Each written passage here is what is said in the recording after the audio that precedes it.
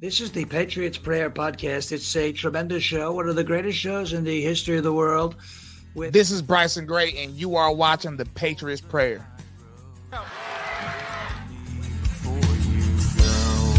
America's falling, they all say. Gather the faithful now and pray. The Patriots Prayer. The Patriots Prayer. All the wicks are trimmed, oil is filled to the brim.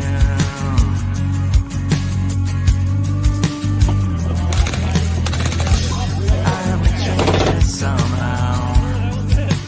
I'm the radical now.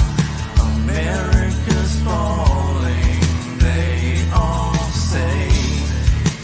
Gather the faithful now and pray. The Patriots pray. What's going on, people? What's up, Patriots? How you doing, Maurice? I'm doing quite well. I had a good day at work, and I've been enjoying all of the memes that have been coming out of this whole debacle this weekend. I'm glad that people can actually have a sense of humor about it and kind of tear apart the official story coming out and how the Secret Service handled it and how the local police handled it and how they're kind of blaming each other for the whole thing. So it's just great. I've really been enjoying the entire day. How have you been, Eddie? Well, nothing went as planned. I didn't have that day. That's for sure. I had my day mapped out when I got up this morning, and everything changed real quick. Ended up having to stay on late at work. Was supposed to interview Ivan Raikland today. We're supposed to have that segment on. I got pulled in a couple of directions today that prevented me from being able to do that interview. We're trying to reschedule that now. For those of you I told it was going to happen, it's going to happen. It just wasn't able to happen today. And hello, guys. Hello, MAGA Patriot. What's up? Democrats are destroying America. That's a full-throated screen name right there. Woody. That's a that's a full-throated one. Tara Mach 2.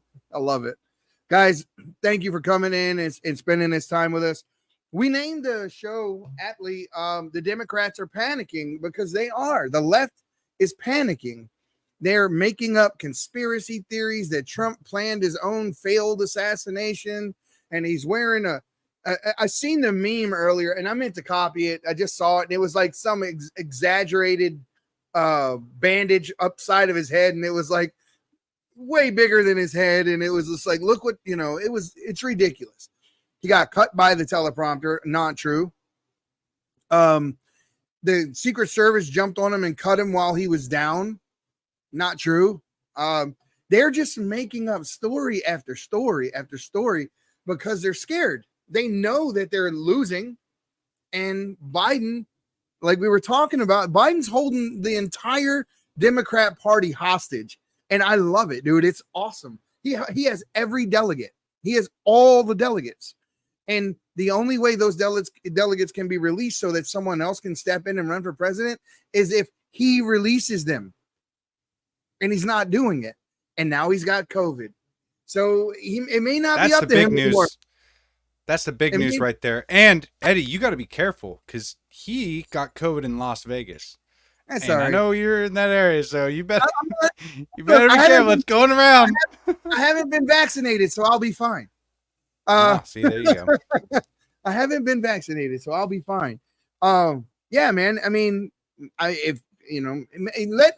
don't you give Biden the remdesivir treatment, right? Or not? We want him in the race. We want him in the race against Trump, guys. I don't know if you, Charlie, what's up, brother? I don't know if you guys are, on the same wavelength as me or what I'm thinking here, but a Biden nominee equals a Trump president at this point. So we really don't want him to go anywhere. We don't want him to step aside. We don't want a rejuvenated Democratic Party falling behind what's his name? Gavin Newsom or any one of those people. We don't want that. We want Biden. We absolutely want Biden at this point. Yeah, we desperately want him to remain healthy, and hopefully he kicks this COVID and is back next week, because his people need him. At least that's what they're saying. So, you know what's funny is today CNN was actually reporting that Trump has a path to like 330 electoral votes, and that was CNN. And they're remember though, this is the left-wing media, so this is what they do. They wait to the very last minute, and then they report what we knew all along. Remember the laptop? Oh, it's fake. It's Russian disinformation everywhere. And then finally, the New York Times corroborates it. CBS corroborates it. Everybody finally comes along to say it is. It's just the same thing with Biden's dementia. Biden has dementia. He's got dementia. He's got dementia. We've been saying this since before he was elected. Hell, the laptop said it. But they waited until the debate between him and Trump in order to all start espousing that same narrative. Like, oh, we just found out. Now, you knew the whole time that you were marching his old ass out in front of those cameras, and he didn't know where he was, and he didn't know if somebody was standing to the right or the left of him, and he didn't know certain people's names. He's calling Kamala Trump, and it's embarrassing. Vice President Trump.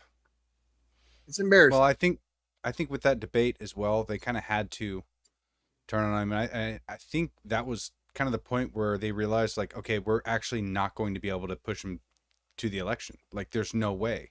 No, they'd have to push him literally in a wheelchair to the election, roll his ass out on stage, and make sure Jill shot him up with a nice, big old, fat, juicy little shot of something to pick his ass up.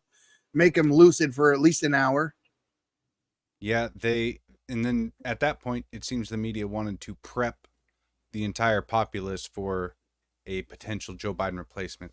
That's why they started calling for it. That's why there was more and more talk about it and saying that, okay, maybe there is something wrong with Joe. Maybe it wasn't just a bad night. You know, how are we going to prevent him from having multiple bad nights? Like, I don't know how many of you saw his big boy press conference that he was an hour. Where did that come from? Big boy. The big boy press conference. No, they said it. And Kareem Jean-Pierre, they actually called it that. Like, that's bad when your own team is calling it a big boy press conference. If you guys watched that, it was not reassuring at all. It was actually terrifying, because this was the moment where he was supposed to reassure everybody that, no, I actually am mentally here, and I can take care of business, and I can answer questions for longer than an hour. And it turned out to only be about 40 minutes long, and he rambled on many times about, I mean, it was insane, really. He would just go off track and start rambling, and then they'd come back and be like, well, you didn't answer the question. Here's the question again. And it was not reassuring in any way. So I think with the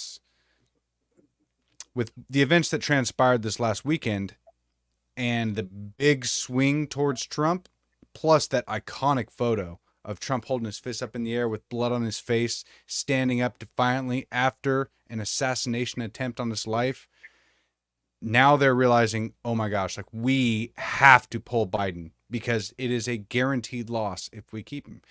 NPR put out a piece saying Biden's considering leaving if, oh no, this is Trump right after it happened, right? Yeah.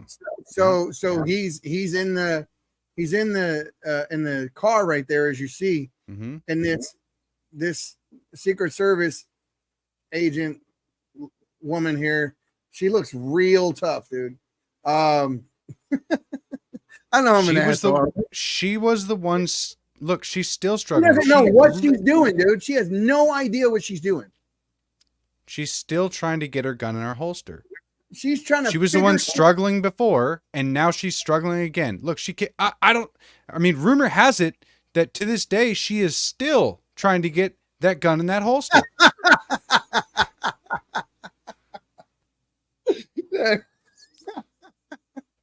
Maybe somebody should come up with one of the. Remember the Java games that used to be out on the web, right? Remember when they were trying to hit Joe when they threw the shoe at Bush? He was giving the press conference.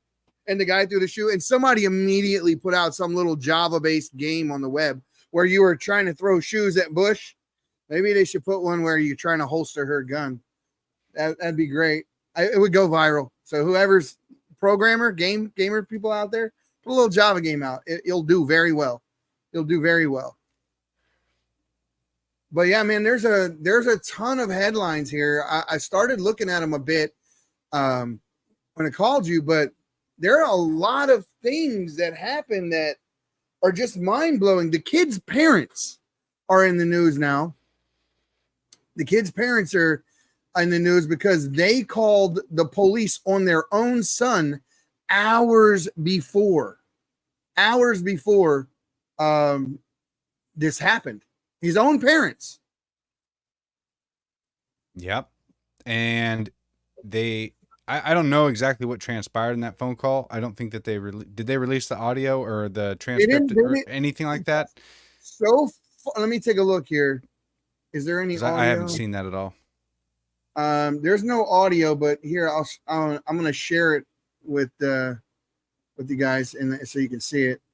And we'll just go over and look.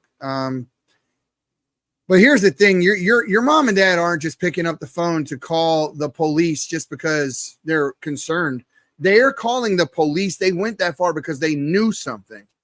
And so without hearing the phone call, without being on the phone call, hearing the audio, I am certain that phone call went something like, my son is getting ready to XYZ the president, right? Or going there with intentions of doing so. They wouldn't have picked the phone up otherwise. But here's what it says. Thomas Matthew Crook's parents contacted law enforcement Saturday, hours before he opened fire on former President Trump at a Pennsylvania campaign rally, a source told Fox News.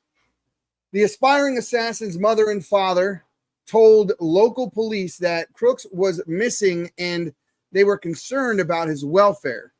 So why were you concerned, right? It remains it definitely seems like they're missing a bit of information there, and they're kind of downplaying the actual phone call.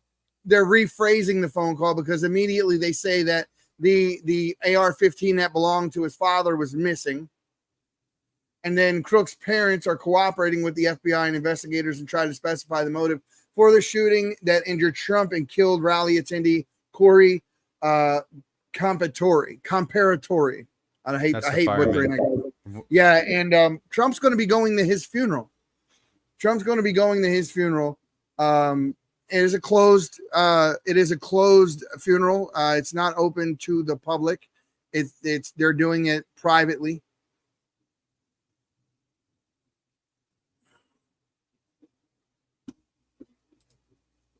Uh-oh. Did you freeze, Eddie? Yes. I think Eddie froze. Okay. There it is. I got caught switching between programs. But yeah, he's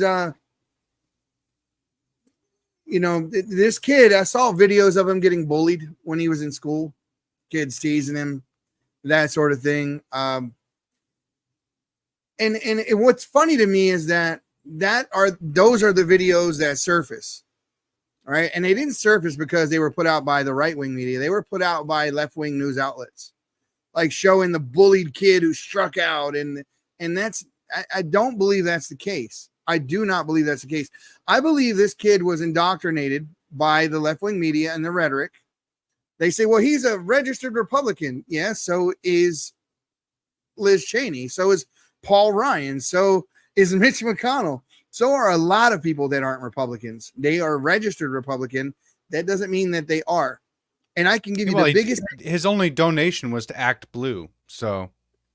Yeah, I mean, and the biggest indication that wasn't actually a Republican was he tried to kill the Republican nominee. Guys, come on, wake up. I mean, that's ridiculous to think that this kid was a Republican versus just being registered, probably something they did at the DMV or whatever. James here has a good point, saying the dude was 20. Why call the police? Unless they knew something. Yeah. Right? Did he leave a note? What was said on that phone call? I really want to hear. Yeah, they didn't release it. But I tell you what, there's going to be FOIA claims. Obviously, there are going to be FOIA claims because it's very important to know exactly what was said on that phone call so we can substantiate what the parents knew when they knew it and how much the mainstream media is twisting the narrative to try to, be more centrist, trying to make it like, oh, we're telling you the story, but not the whole story, which is something they're very good at. Even faux news does that. They do it quite a bit. Yeah. But yeah, man, I assume that the dad went to go find his gun, the AR-15, and it was missing. And then their son, acting weird up until that point, crossed his mind, and my AR-15's gone. There's 3 of us. One of us is gone, and so is the gun. Let's call the police and tell him that he's off his rocker a little bit, and maybe they won't kill him when they find him with the gun. That's what I think. No way. I mean, no way. I don't believe that. And the only reason I say that is because that's not a normal thing to happen, right? How many times have they called the police on their kid? How many times has he threatened to go do something insane like this? There's no way that this was just the first incident and immediately their thought was,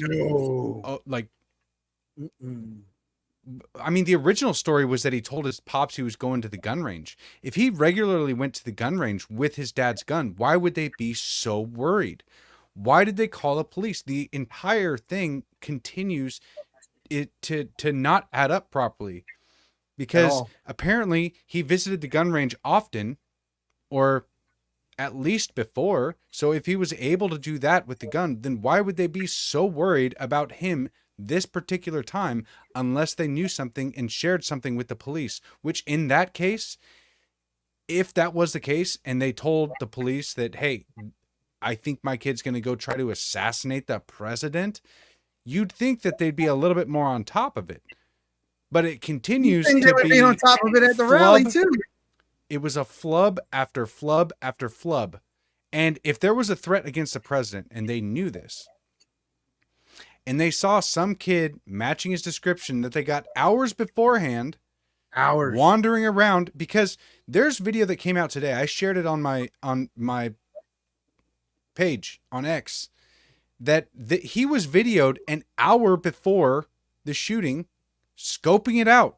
He was literally, like, you can see him in the background just wandering around, and he was scoping the area out in person before he carried the ladder over, before he carried the gun over. He was around there, and somehow that wasn't suspicious. Somehow, multiple hours after the report from his parents, he's at a rally fitting that description, and not in the rally, but right outside the rally, looking at roofs, kind of wandering around in the background, and nobody found that suspicious. Not one. And then he returns later with a ladder and a gun. Are you kidding me? Why? How does this keeps getting worse? They removed. So here's the story that they released, right? Here's the story the Secret Service released. Here's what Bongino was talking about this morning on his show. Turns out that I guess that the head of the Secret Service was a friend of Joe Biden. That female that you see that is in all the videos and all that, that lady is a friend of Joe Biden. And the reason that she was given the appointment that she was given to head up the Secret Service is because of her friendship with Joe Biden, not having anything to do with her capability or merit or anything else. It was her friendship with Joe Biden. Now, the story they tell is that there was supposed to be somebody on that rooftop, on that sloped roof, that was supposed to be watching. Where that kid was, a Secret Service agent was already supposed to be in that position. But they didn't put one there because they said they were out of manpower because they had assigned the people that were supposed to be there were assigned to Jill Biden's detail. So they used the available manpower and woman power, as everyone sees. It was, I think, 60% plus of his detail were females. Not many of them over like 5'3", something like that. It is ridiculous. It is ridiculous. And she was asked just point blank, are you going to resign? Like, you almost got the president killed. I mean, how do you get to, we talked about this. If you put a tire on a truck and because of your malfeasance, your callousness, whatever it is, your mistake, someone's truck tire blows up and rolls the truck and causes a big, do you get to keep your job? No. I don't either. I don't either. If I cost my company millions of dollars by making a mistake or not doing something that I should, and I lose my job, this lady gets to say, no, I'm not leaving. I mean, at this point, she's holding the Secret Service as hostage as Biden is holding the Democratic Party. And no one's doing anything about it. No one's doing anything about it. The really interesting part is that last minute to poll Secret Service agents. And this just so happens to be where some random 20-year-old kid happened to be at that exact same spot, scoping it out that day to create this plan. And I mean, it all lines up so perfectly with. See, I don't think it's so random. Well, I don't think it's random. Hear me out. It's got a not so reasonable amount of plausible deniability. Right, the excuses that they can make sense if it was like one, right? But when it's back to back to back to back to back, then twice is a mistake, maybe 2 times, but yeah. But the continuous train of mistakes that had to happen in order for this to take place is, I mean, the odds are 1,000,000 to 1 right now for this actually being a coincidence. No, it's not a coincidence. And we know it's not a coincidence, right? Because we know that when the police engaged him on the roof and saw he had the rifle, they radioed the Secret Service and said, hey, there's someone on the roof with a rifle. It just pointed it at me, I would assume is what he said. But they just, in the press release, they just said he radioed the Secret Service. So the Secret Service knew ahead of time that there was a man, an unknown man, that pointed a gun at a police officer on the roof across 100 feet away from the president, and they didn't pull him off the stage. That is 150 yards. I kept saying feet today as well. It is 150 yards, so about 400 feet. But Alex Bruesewitz, he reported today that Senator Senator at Vote Marcia, that's her Twitter handle or X handle, just told Donald Trump Jr. that the Secret Service confirmed to her, Senator Mike Lee and Ted Cruz, that they spotted the shooter at 5:51 p.m., confirmed the threat at 5:53 p.m., and still allowed President Trump to go on stage at 6 p.m. Yeah. And 11 minutes later is when the shot took place. That's what I'm talking about. You cannot explain that away. That is a choice, not a mistake. They asked at some point, do you want to let the president go on? And someone had to say yes, or someone had that information and kept it to themselves. Either way, it was a choice. And that choice almost ended up with Donald Trump dead on the stage. And all those people that are out there saying that he set it up and it was all fake, you guys are ridiculous. I mean, anyone who saw the video and how he turned his head like this at the last second, which made him hit his ear. I mean, he turned his head just. You cannot plan that. You cannot. Even the best sharpshooter in the world wouldn't be able to. At 400 feet, pull that off. No, in the middle of 400, like realistically, 400 feet is not that far, but. I mean, the simple fact that he turned his head at the last second, 15, 20 degrees maybe, just that slight head turn and tilt made it so it clipped his ear. That alone makes it virtually impossible to Well, isn't 3 feet a yard, right? 3 feet, 36 inches a yard, right? So he was how far back? 100 and how many yards? 150. So he was a whole football field back. He was a football field and a half. Yeah.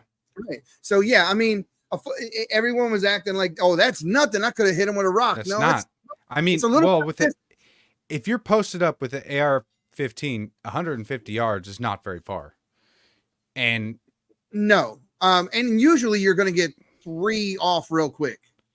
Yeah. Well, granted, also the guy had thick glasses, so he probably had like 40/40 vision, and I don't even see a scope on this dude's gun. Like the some of the pictures that we have, it doesn't really show a scope on there. So if he was using iron sights, that's a little bit more difficult, especially with his crap vision that he has. So if he had no scope and he was using iron sights, and he planned to hit Donald Trump on the top of the ear in the middle of a head turn, boy, you make the American sniper proud with a shot like that. I mean, you're really next level. So with all that, it all adds up to there are a bunch of bad actors here, and I don't lay this at the doorstep of the Pennsylvania Police Department, only in as much as that police officer engaging that man and not shooting him. Yeah. Right. I agree with that. But I mean, he should have immediately gone back up there and people shot. Yeah. 3 minutes. I mean, I think was it 30 minutes or 3 minutes? Did the cops spot him in 30 minutes before, and then it was, or was it 3 minutes? I don't want to put anything false out there. I know. I don't know. I know they saw him 30 minutes before climbing on the roof. Yeah, I don't know when the cop comes into play. Yeah, I imagine that it was right beforehand. I thought it was still 3 minutes. I think I'm pretty sure. Guys, if you know what it is, put it in the chat for me, would you? Is it 3 minutes? Did the cop? We're asking essentially how long before the shots were taken did the cop engage this guy and run? Which is, I have a hard time even believing that part, because if you see someone aiming or having a rifle and the president's right there, and you got a pistol, he's got to turn his whole body around in his big rifle, and you got a handgun. Come on now. Come on. And even he had the sloped ground though, right? Yeah, he did have the sloped roof. And we know how sloped roofs you can't. Yeah. Actually, you know what? I would think that the sloped Everybody roof was lost. I would think that the sloped roof would aid you, because it would give you a spot to lay down over the edge and post up. I would think that it would assist you as a sniper. I think that situation would be, what you would want. To say that less of you to be seen. All the other rooftops that the snipers were on surrounding this venue, every one of them had slopes on the roof, and some had much more of an incline than the one they said they weren't on. So that was a lie. And I heard that on Bongino this morning too. And he had Mike Johnson on. Oh my God, did they tear Mike Johnson's ass up in the chat? And they tore him up. Rhino, this and that, liar. Good. I mean, they went nuts on Mike Johnson in that chat. And not to change the subject, but I remember, and I say it again, when Mike Johnson got elected to his position, they bragged on the fact that he only had $5,000 in his bank account, right? Bragged on the fact that he can't be bought and paid for. Christian guy, lives paycheck to paycheck, has $5,000 in his savings. I wonder how much he has in his savings now. Has anyone checked recently? I want to recount. I bet you it's not 5,000 anymore. You're probably right with that. I bet you it's not. Yeah, he was told to be. He was said to be the right-wing extremist that was going to bring back Christian nationalism and radicalize Congress. Basically, everything they said about him was that he was extreme. What's up? I wanted to say something real quick to Thomas. Thomas, I see you're not feeling well, bud. Thank you for stopping in and saying what's up, and feel better, man. Feel better. Let me know when you get that cup. Send me a picture of you with the tumbler. I'll post it on the page, brother. Feel better. I'll repost it as well. That'd be great. Yeah, that's unfortunate. He's got the only Patriot Prayer tumbler in existence. There is not another one. Oh, Thomas, hopefully you don't have COVID. Hopefully he doesn't got the same thing the president has. Woody, come get your shirt, man. Come get it, brother. I got your shirt. I got you. Come get it. I owe Leslie a shirt too. Where's Leslie at? She's not here. Yeah, I don't know where taking Leslie's the night off. At. I don't know, man. Maybe she's taking the night off tonight. I don't know. I had to say something about that, Leslie, when I see you. What do we pay you for? But we don't pay her. Shit. We don't pay her. We don't pay her. That's why I'm sending her a shirt too. Leslie, I owe you a shirt. So here's another thing too, and just to switch gears a little bit here, Mark Cuban once again is going at Elon Musk for him now backing Trump, and the latest flare up between the two billionaires came after Musk ally David Sachs posted a list on X of business leaders who expressed support for Trump. And Mark Cuban is a longtime critic of Trump. He hates Trump. He said that he would vote for Biden even if he was on life support. This is a guy who has his own burger joint built inside of his own house, right? He has his own like fast food joint inside of his home. So imagine that, right, Maurice? Imagine you go into your like detached part of your house or whatever, and you have your own Maurice Donald's just sitting there. And this guy is so out of touch with the reality that people like us live in that his opinion doesn't count for shit. And you must not care about the country you live in to say that you would vote for the guy. Listen, they got on Marjorie Taylor Greene the other day for saying that the left are a party of pedophiles, right? And I don't disagree with her. If you're fighting the system to keep your kids from being indoctrinated, or to keep trans people out of the classrooms, or to keep pornography out of the school library, or to give parents the Bill of Rights, or to allow parents to have their say at school board meetings, or to anything that we're fighting right now, all of the things that we're fighting on a moral level are all things being perpetrated on society by the left. Not one of those issues is an issue of a person on the right pushing this, where it's immigration, whether it's DEI, whether it's CRT, any of that. All of that is a purely left-wing phenomenon. There's none of that on the right. So I would feel comfortable saying if not all pedophiles, let's say, how can I put this? Not all people on the left are pedophiles, but I would say most of the pedophiles are on the left. I would say that most. I would say that. I'd feel comfortable saying that. You are more than likely right, but at the same time, I don't think that pedophilia should be a left or right issue in any way, shape, or form. It's I believe not. that if there's any sign of it, that they should be dealt with appropriately and immediately, whether or not the law in your territory says that you're legally, not supposed to. Who gives a shit? Who cares?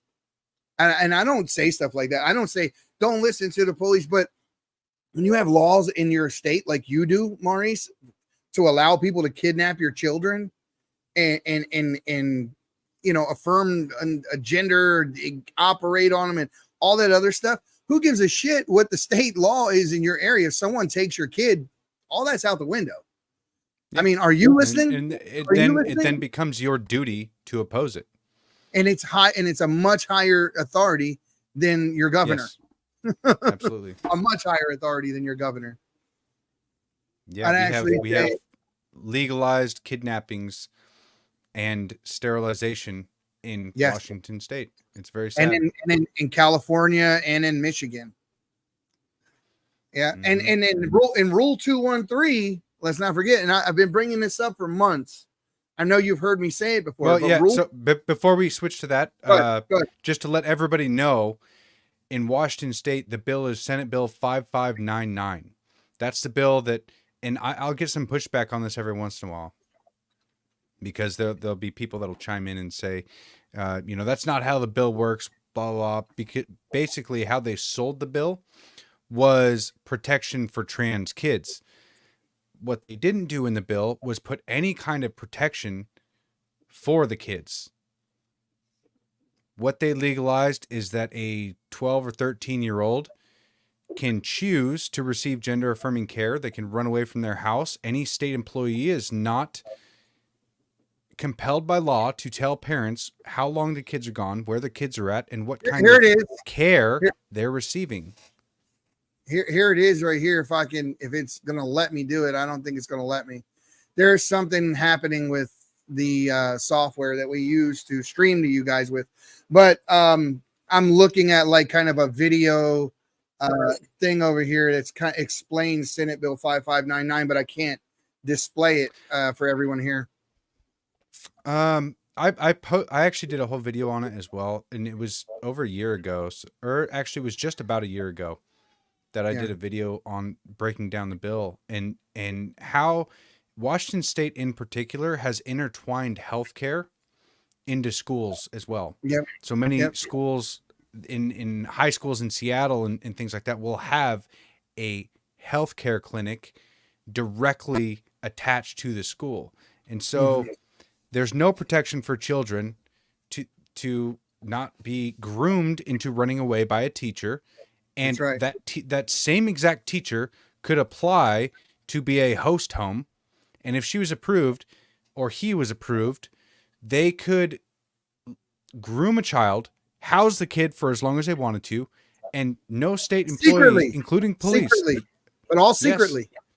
Yep. And they're not compelled in any way to tell the parents.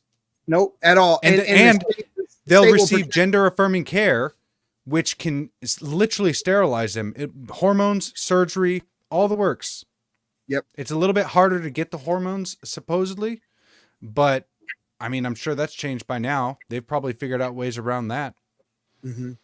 And there's no protections against it. It's called different things in different states. It's the same law under different names in several states. California calls it Assembly Bill 665. I don't know what Michigan calls theirs. But it's the same thing over and over and over again. And what it is they pass it off like they're protecting the child. And it's really not protecting the child. Listen, this is the same child that they say, we're not going to put you in jail because you're not 25. Your brain is still being formed, so you make bad decisions.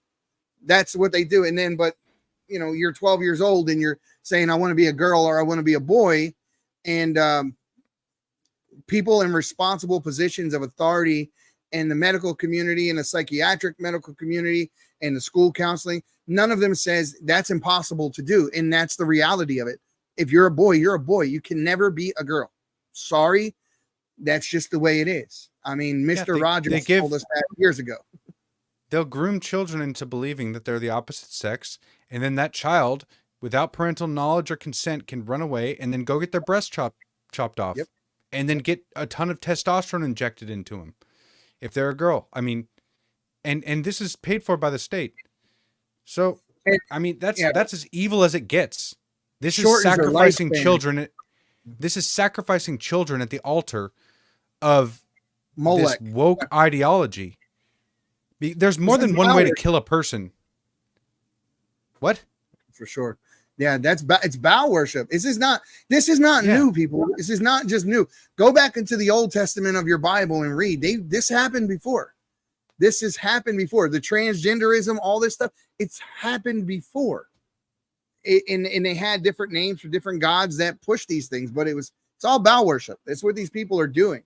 Now, I'm going to touch on some of these other headlines here, and you can take them where you want. But has anyone seen the RNC? Have you seen? If so, if you're watching this, if you're following it like I have, right? I'm in a training class today, and I have an earpiece in, and I'm training people on software and in the construction industry and that sort of thing. And so, but the whole time I'm listening at the same time to what I'm doing over here. It was wild. I just didn't want to miss anything. And Peter Navarro's speech was absolutely, it was awesome, man. It just, Peter Navarro's an old guy. He went to prison for something he should have never went to prison for, because he went to prison for, they put him through trial and they gave him a sentence, but at the same time, Alejandro Mayorkas, or excuse me, the other guy, help me out here. I don't know what you're talking about, so you're gonna have to you're on your own. the DHS director, Merrick Garland. Merrick Garland did not. They impeached him, and then when he got to Senate for his trial, they immediately dismissed the case before evidence was even heard. This is the two-tier justice system we live in. And Peter Navarro spoke to this while he was on stage at the RNC. I don't know if the software is going to jack up or whatnot, but I'm going to play a piece of it. And so you can see that what he said was powerful. What he said was palpable. Listen. Here's how it went. Here's how I got in prison. The legislative branch came for me first. Your favorite Democrat, Nancy Pelosi, created your favorite committee, the sham January 6th committee, which demanded that I violate executive privilege. What did I do? I refused. The J6 committee demanded that I betray Donald John Trump to save my own skin. I refused.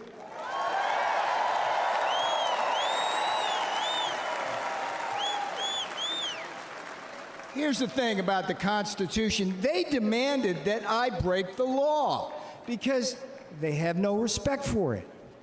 I refused. And a Democrat majority in the House then voted to hold me in contempt. All right, what happened next? The next jackboot to drop was the executive branch.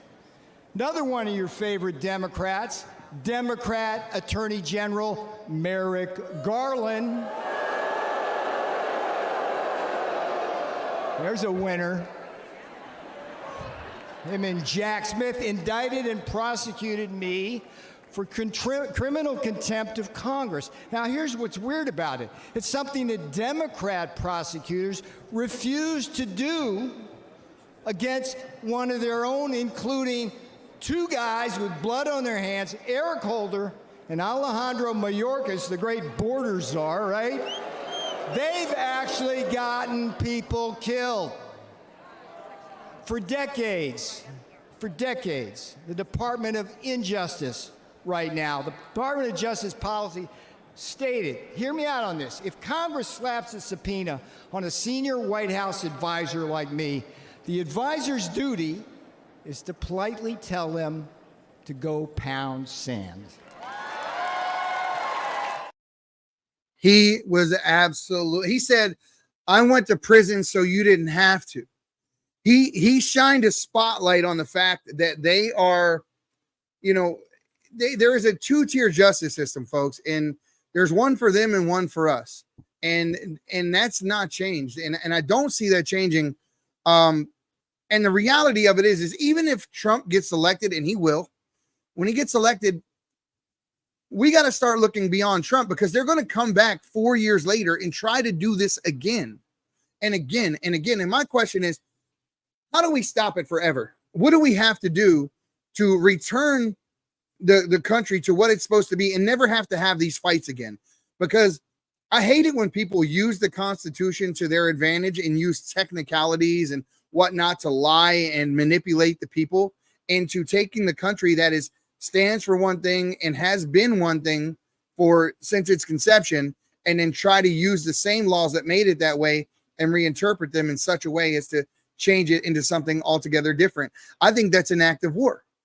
It's an act of war. It's a war on you. It's a war on me. It's a war on our family. It's a war on our children. It's a war on our national identity. And that's why they don't like Project 2025 so much, because Project 2025's aim is to restore the original national identity of the United States of America. And they call it Christian nationalism. But the reality of it is, it's not forced Christianity and it's not forced nationalism.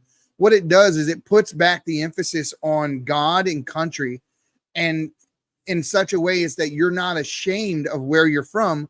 You're not ashamed of your flag. What they're doing is teaching people and egging people on to hate their country. The news, the left, elected officials are doing almost everything in this country is based on a Christian basis. Now, it was purposely not explicitly Christian because they wrote in freedom of religion, but all of the founding fathers were well versed on the Bible. Well versed. I mean, it is all the teachings in the Bible, or a lot of the teachings in the Bible, are just strewn throughout the Constitution, and there's a really good group out there. If you guys wanted to look it up, if you guys wanted to learn more about this and just how Christian our founding fathers were, how Christian they were, and how well read they were on the Bible, look up Wall Builders. It's a fantastic group that they deep dive into a lot of the writings of the founding fathers and how, I mean, they do a really good job. So if you guys are interested in building up your defense of how America is a Christian nation, look up Wall Builders. They're very, very fascinating. So I would recommend that.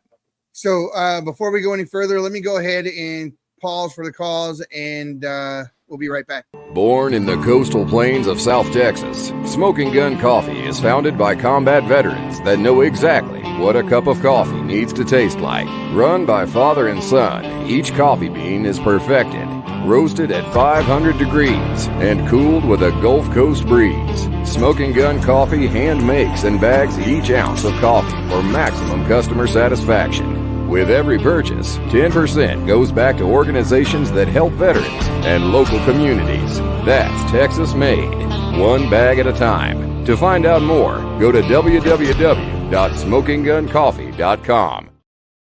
Smoking Gun Coffee doesn't just sponsor us. They actually sponsor the entire Patriots Prayer Network. So if you go to their website, you can click on a tab, Tribe of Patriots, which was their first original sponsorship with me, but they actually sponsor the entire network. There's a whole list of all the hosts that have their own individual bags. We have our own coffee club now. If you guys wanted to order coffee and get it delivered, I believe it's 4 bags a month. So once a week, 4 bags. Yep. 4 bags, but it's a once a month payment, and you'll get 4 bags of coffee. You will not be disappointed. $8 gets you this cool cup. I want to use it, but I don't want to get it dirty. It's a great cup. I don't think I have anything like that. I think everything I have, I use, and it ends up getting destroyed eventually. But that's why I don't want to use it. Point of having it. That's why I don't want to use it. I really don't. So, guys, listen. The other thing is too, Red Pill Palooza, Eagle, Idaho, August the 17th. It's going to be awesome. Right, the Old State Saloon, Mark and his whole staff up there. This guy's a patriot. This guy is just he stands up against the onslaught of people just trying to come at him for all of the things that he's doing that are right, and he's gotten more popular for it. And I love supporting people like this. I think that what he's doing and the movement that he's in the middle of, that he's behind, is going to he's helping create. You're going to see Old State Saloons in your state. You're going to see Old State Saloons start popping. I mean, I believe that was the conversation we had. I think that's his angle. I hope that we can help him do that. I really hope that we can help build his brand, because everything I've seen from Mark is good. He even drives one of those Tesla trucks that has the sloped roofs. Anti-Fed vehicle right there. Does he drive the Cybertruck? Yeah, he gave me a ride in it. Really? Yeah, you know what? I have the video. I never posted it. But yeah, he gave me a little test drive in it. It was very cool. But August 17th, we are having an in-person event. If you guys wanted to go, you're more than welcome to. It is in Eagle, Idaho, Old State Saloon, about 5 p.m. We're going to have Smoking Gun Coffee there, both guys, and there'll be us and a couple more Dad from the and Patriots son are Prayer coming? Network. Yeah. Milam and Dad? I thought it was just Milam. Maybe I should double check with them again. Yeah, I thought it was both of them. But check with them. Yeah, they'll be bringing a bunch of stuff down. I'm reading here that the classmate of the Trump shooter is saying that this kid constantly bagged on Trump, didn't like the guy, and bagged on all mainstream politicians, like he was. Yeah, so this kid wasn't a political person at all. He was actually very much anti-establishment, to the point where, And Would you say that he is? Would you say that he's anti-fascist? Right? An anarchist is what it sounds like here in this description. Well, he was probably on SSRIs. I haven't seen anything about that, but I could almost guarantee it. It's modern day MK Ultra. When you're doled down at every shooter, so it's weird. This is the same thing that you said earlier, but it's a little bit different. Not everybody who takes SSRIs is a mass shooter, but every mass shooter has been on SSRIs. Right. And I know that he's not technically a mass shooter, but it's the same thing. He could have been. He looks like Rocky Dennis, if you know who that is. I don't know who that is. The movie with Cher. Are you aging yourself right now? I'm a little bit aging myself. But it's a movie with Cher where her son is deformed. Her son is deformed. Has anybody seen that movie? I haven't seen that movie. Oh, I bet you most of the people saw that movie. Tell me how many people know who Rocky Dennis is. Tell me I'm not the only one who knows who Rocky Dennis is. In that movie with Cher, I think the movie was called Mask. The movie was called Mask. But that's who this kid looks like. That's who this kid looks like. Look, what did I cross your personal line of decency, Woody? Woody said, "Wow." See, everyone knows. Everyone knows he does. Maybe he's laughing at me calling you old. So even Silver Bell knows he really does look like him. I'm not trying to make a joke. The kid looks like this for real. I mean, there are certain people that, fellow young folk. I think it has something to do with the way they look, which it kind of translates into their mental disabilities. I mean, it's the same reason why all those Antifa bastards look the same.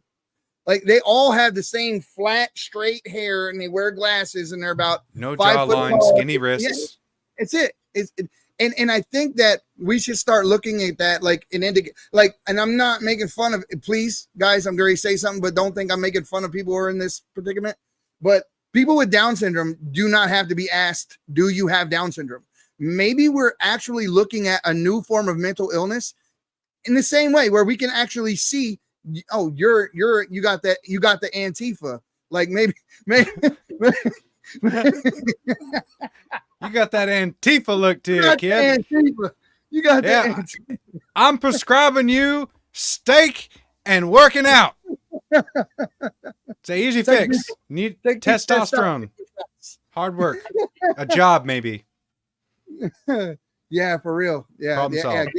You have to get your ass kicked at least once a day until you man up.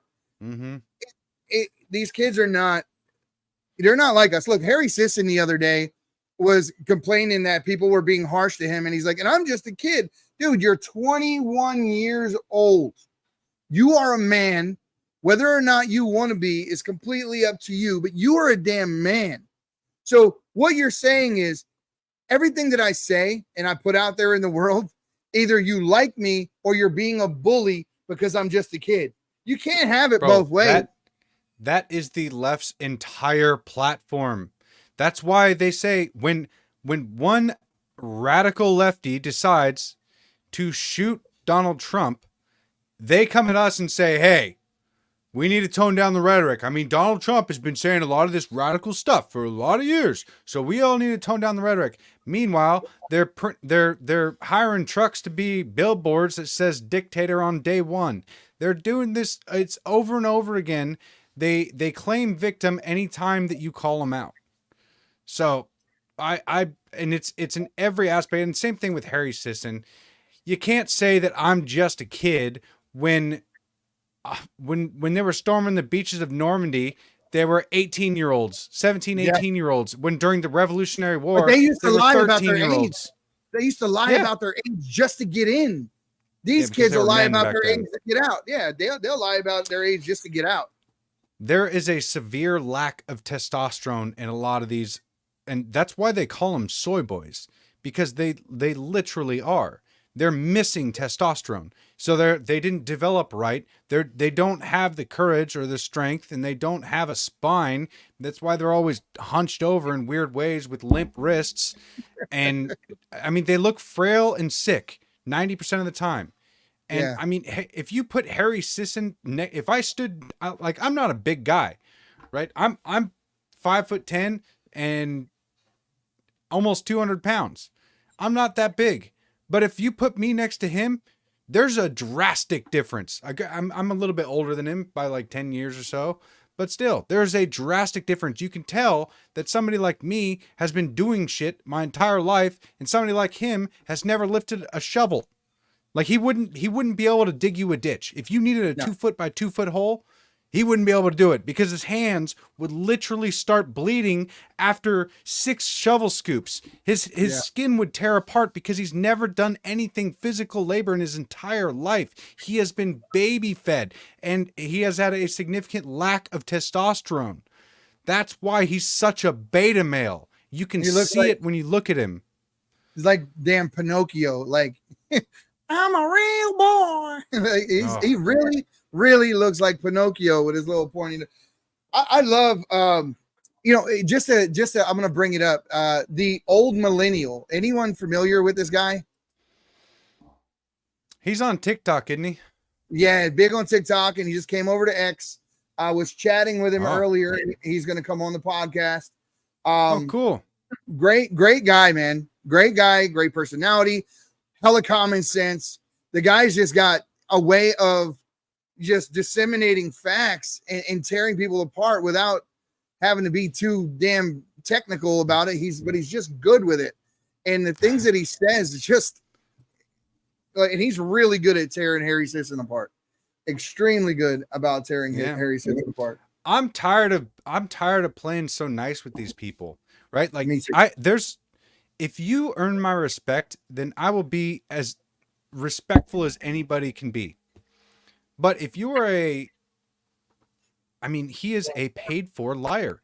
And we know that for a fact. When he comes out and says Biden did a great job and wow, look at him go. It really bugs me because there's no way that somebody is that disingenuous. Harry Sisson has literally sold his soul. It is disgusting to see, and I have no respect for him. Plus, he looks like a little bitch. In all reality, he does. He looks like my 10-year-old could kick his ass. Absolutely. It's pathetic. Screw that guy. Absolutely. Well, guys, we have in the upcoming this weekend, I want to let everyone know we are going to do, I told you guys about it last week, and then I went on vacation, and I talked to Nate Kane. We've spoken about it, but this weekend, I think we're going to do the Patriot Prayer Network panel called Conspiracy Theory, where we're going to go live and we're just going to start talking about all the different conspiracy theories that are out there and seeing where the conversation goes. Everybody is adept at most conspiracy theories. 9/11, flat earth, who knows? Did we land on the moon? JFK, Gulf of Tonkin incident. There's a million of them out there. And they're some of the funnest things in the world to sit here and talk about. And I think we all love them. I think we're all kind of enamored by some of the conspiracy theories that are out there. And a lot of it is true. A lot of it is true. Oh, yeah. So he saw it. Yeah. Yeah. Elon responded to a post that Maurice put out and then turned around and created his own version of Maurice's post. So kudos to Maurice for that. There's no other. You got imitated by the man. Yeah, that's pretty cool. I mean, I would like to say I would like to take credit for it and say, yeah, I was the inspiration for that tweet, which is really cool. It's pretty awesome. You were his inspiration for that tweet. Yeah, I'll take it. You know, I can understand why Elon wouldn't want to retweet me. I mean, I'm not that controversial. I guess I'm becoming more controversial just because it's becoming more serious, and I feel like it's necessary to be more straightforward with these people. So I feel like there are times where it's not time to be nice anymore. And if you guys are upset with me for saying strong words, then you guys are going to have a really hard time in the next couple months because it is not going to get easier. It's already gotten a lot crazier. Look, a couple months ago, they locked Donald Trump up. He got a mugshot, and that was unprecedented in U.S. history. And now they tried to kill him. They shot him in the head. Luckily, it was only his ear. But you guys, it's going to get way worse. So you got to be tough.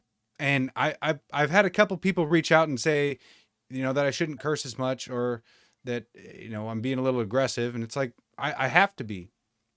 We have to stand up to these people. And I have to make a point that, hey, we're not going to back down from this. And also, I'm going to call you out on your bullshit. So I guess I'll try to curse less, but I don't know. It's kind of difficult. Let's just take a few minutes here and talk through what's getting ready to happen upon Donald Trump becoming president, because he promises the biggest, right? It's 20. Elon's post got 23 million views so far. 23 million views. Yeah. That'd have been cool. Maybe we could give me a little tag. What I'm saying though, I think you're gonna get that, dude. We're knocking at the door every other day of something big. Sooner or later, the door's gonna just open, and that's it. Yeah. And I have no doubt at all. We're going to start making movies and other things. But what I'm talking about here is Donald Trump is going to start deporting people, the biggest mass deportation in U.S. history when he becomes president. Good. Really think through that. Say 30 million is the number. We have 30 million people in our country that have tentacles into family and children and things that are going on here that we're getting ready to tear them away from and send them back to their own country. If anyone in their right mind thinks that's going to be an easy task where they just come willingly, you're crazy. And many of them come from third world nations where they're used to fighting authority in the streets with guns and other things. They don't care. Their culture is different than ours. It's going to be, I hope everyone realizes that this is going to be a fight. And then I'm not talking about a fight you see on the news. It's going to be in your neighborhoods. Also, the fact that when Donald Trump gets elected and then reinstated as president in January, that's when the real work begins. So it is going to be difficult because the media is going to fight him every step of the way. And there's going to be accusations of him being just like Hitler because he's rounding up all these illegal immigrants and putting them in train cars. But really, he's just going to be shipping them back on our dime to their countries. And then we're going to definitely close the border. But one thing you guys have to realize is that exactly what Eddie said, they're not going to go peacefully. There's millions here. 18 million just in the last 3 years. More than you can arrest, more than we have police officers, more than any of that. We're going to have to suspend posse comitatus. We're going to have to deploy the National Guard in a state-by-state basis and round these people up, put them in camps or some detention facilities of some kind so we can orderly ship them back to where they belong. Yep. There's no other way to do it. There is impossible. They're not just going to come turn themselves in. And they're going to fight us. And not to mention that when we start actively looking, who knows what you find in those cracks. People don't realize there are thousands, like 80-something thousand children right now that came across that border, and we don't know where they are. We have no idea where they are. People resign their positions with the Border Patrol that handled the unaccompanied minors because of the way in which the Biden administration cut the red tape to allow people just to come pick up children like they were shopping at Walmart. They didn't know who these people were. They were handing these children over, and they raised a lot of red flags over this, and they just got put on the back burner, and thousands of kids are now. I think we're going to learn some demonic things when Trump gets in office and he starts exposing just exactly what was going on at the border and just exactly how many people they were flying in and losing track of. And we're going to hear some horrifying numbers about how many missing children and missing women there are, and how evil our government has actually been in trafficking humans across that border, and not just allowing it, but actively participating in the trafficking of women and children as sex slaves. This is known. They know that they're trafficking women and children into sex slavery right now, and they do it daily. Their ignorance of not stepping in and taking our president off the stage shows you how far they're willing to go to stay in power. Like every Democrat voted against the SAVE Act. Every single Democrat voted against the law that would prevent illegal immigrants from voting in your election. There is no good reason, not even one, to vote against a bill that would stop people who are illegally in our country or non-citizens to vote in our elections. Not even one. You couldn't give me a good reason for your guest day. I think that's what really flipped Elon Musk's opinion, was that bill right there, when the Democrats clearly showed that they have. He's a legal immigrant, yeah. Right. But the Democrats clearly showed that they do not represent the American people, because the only way that you vote against that bill is if you're advocating for literal illegal immigrants, foreigners. Exactly. They're not advocating for Americans. It is literally advocating for outsiders over the interests of Americans. That's the only way to interpret it, and it's not humane, it's not compassion to do this, because what it allows is sex trafficking across the border, drugs across the border, killing over 100,000 Americans each year in fentanyl overdoses. And now, for some reason, these cartel members, these gang members, they're not sending their best. Remember what Trump said? They're not. Because if they were sending their best, they would have been here. They probably would have already been here and have tried to do it legally, because there's plenty of legal immigrants in this country that have been waiting for a decade or more on getting their citizenship the right way, because they love this country. The people cheating to get in here, they don't love this country. They didn't have a right to vote. Americans have to wait 18 years to vote, because when they're born, they have to wait 18 years until they get to exercise that right. But for some reason, these brand new folks coming in the country all of a sudden now get the right to decide our future for our kids. Bullshit. Screw the Democrats. They're treasonous pieces of shit. They're using I'm so sick of this. It's in our faces. They're using technicalities right now in our elections. They're using technicalities. They're taking to find loopholes in the amendments and the Bill of Rights, our Constitution as a whole. They're rewording or rephrasing or rebranding the entirety of the United States. They're retelling our history in a way that it's not true. And the Democrats are putting people in positions of power to educate our kids with these misconceptions of history, like the 1619 Project, CRT, and the rest. Listen, people, if you don't realize that the left has a war on you, that's what it is. It's a war on you. It's a war on America. They are okay with people hating our flag. They're okay with people burning our flag. They're okay with supporting terrorism, because there are so many Democrats that are members of the DSA, which is a pro-Hamas hate group.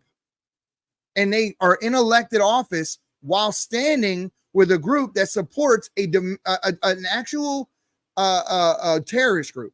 They are an actual terrorist group. And if me and Maurice were, supporting some terrorist group overseas and gave money, we would be under a jail. We would be under a huge microscope.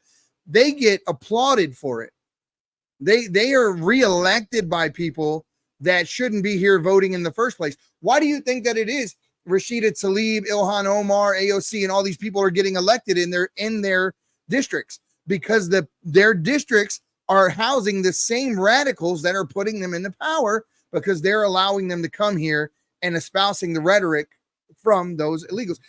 We already connected Rashida Tlaib to the PLO.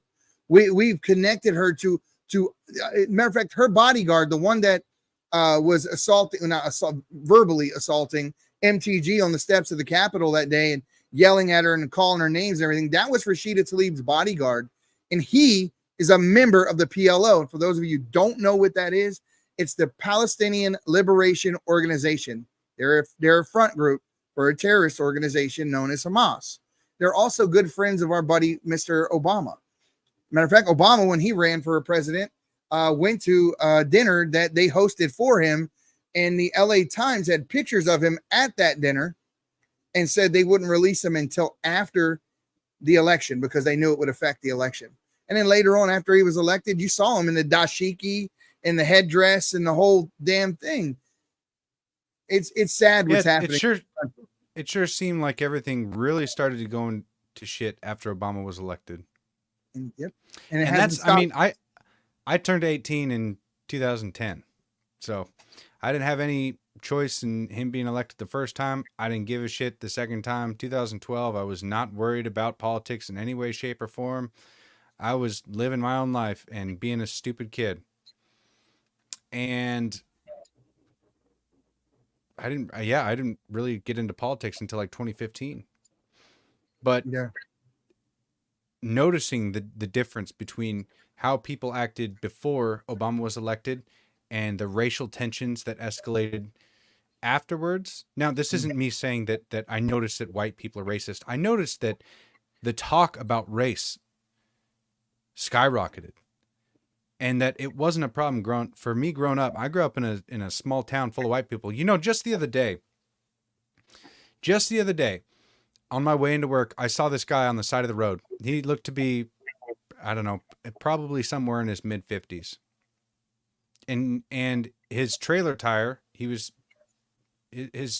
trailer tire, dump trailer tire, had blown out, and it looked like he was struggling. So I pulled over to help him. This guy had a Confederate flag sticker on the back of his truck. This guy was openly carrying a sidearm.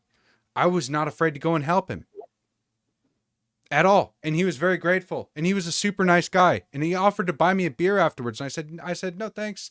I don't drink right now, but I really appreciate the offer. And we had a nice little talk. And he actually said, it's really good to see that there's still nice people around. And if I were to listen to anybody on the left, that guy should have hated my guts and probably would have shot me, because Confederate flag sticker, all right, and it's starting to get light, so it's not fully light, and he's open carrying a pistol. In normal left-wing circles, nobody would have stopped there, especially if they're brown with long hair. In a small town, ooh, scary. No, I wasn't scared at all. And like I said, he turned out to be a really nice guy. And it's people don't know this. Me. Go ahead. I'm sorry. I didn't mean to cut you off.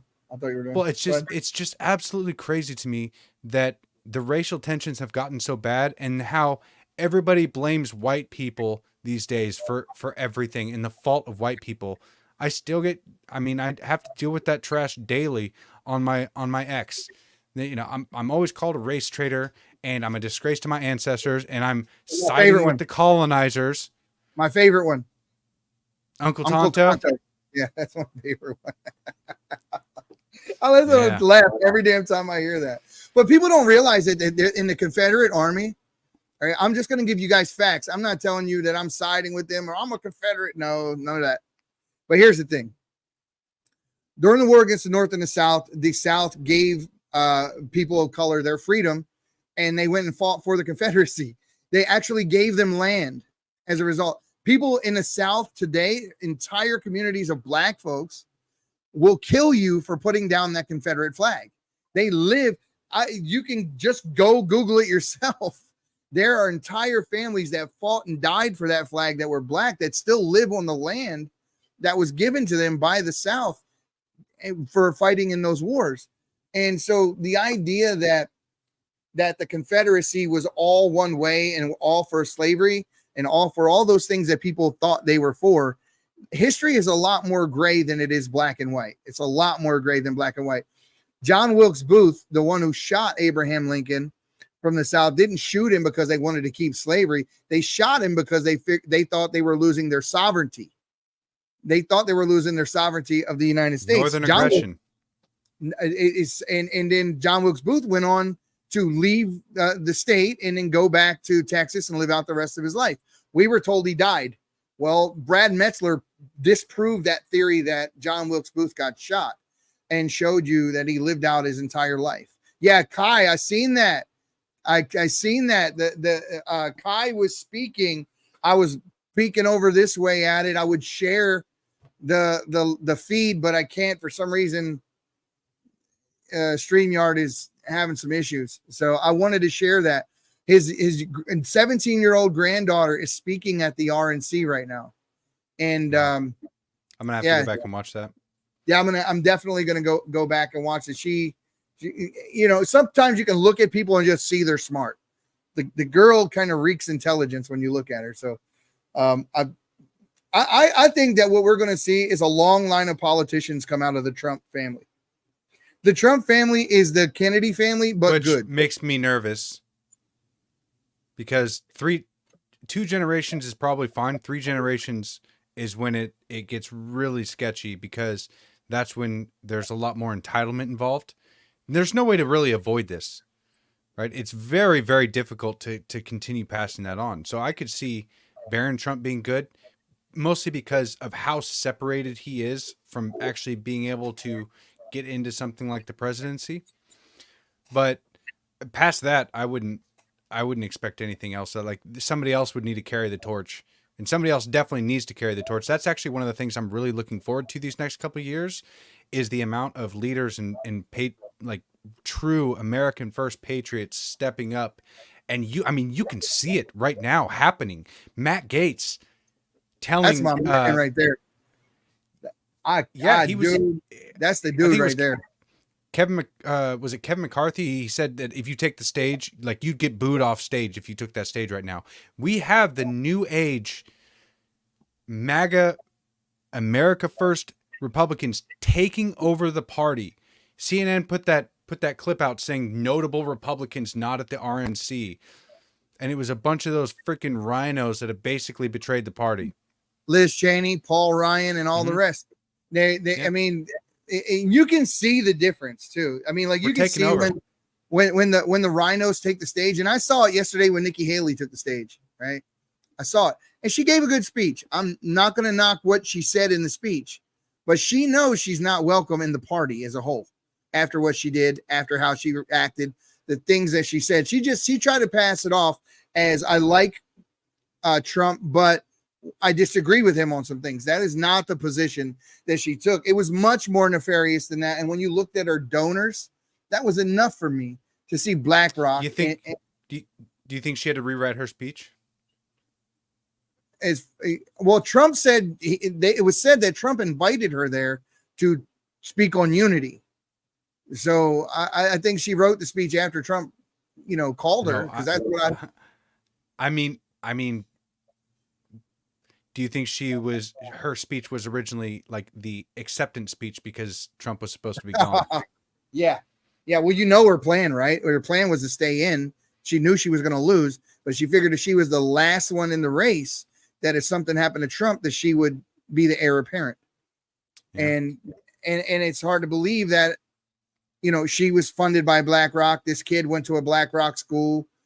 It might be a little bit time to look at BlackRock, dude. It might be a good time to start investigating some of these companies that are in the late throes of late stage capitalism that are dangerous, because even though they're not monopolies, they are conglomerates which own the controlling interest in most companies on our Dow Industrial. So they are, I guess you can say they are a monopoly. They own everything. They own Fox and CNN. How do you own Fox and CNN? Walmart, all the big companies in the United States, they have, like, most of them, they have the controlling interest in. Now, this is a clip I'm going to play real quick of people walking into the RNC, and listen to how the left are bad. They're terrible people. This will prove it. He's an asshole. He should be locked up. Welcome to the ghetto. Welcome to hell. Welcome to hell. I hope your daughter get raped. I hope your daughter gets raped, is what he said. What the? This is the left. This is the left. These are the people that I hate political violence, but I wish he wouldn't have missed. I literally heard someone say that the other day on a video that was released. The girl had an LGBTQ flag mask she was wearing in the interview, and said she's scared of political violence. And then in the next sentence said, I wish that the shooter wouldn't have missed.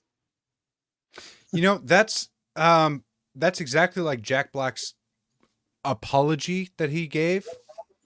So cancel the tour, right? Maybe.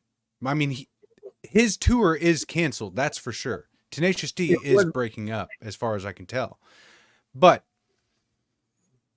from what I can see, what he posted on his Instagram, I wonder if I could actually pull it up here, because he didn't offer an apology. If you guys don't know, I'll explain it really quick. So Tenacious D, Jack Black's band, was performing in Australia, and it was Jack Black's friends. I can't remember. It's at Gasleak, Gassleak on X. It's his band member. It was his birthday, and Jack Black asked him, well, what would you want for your birthday present?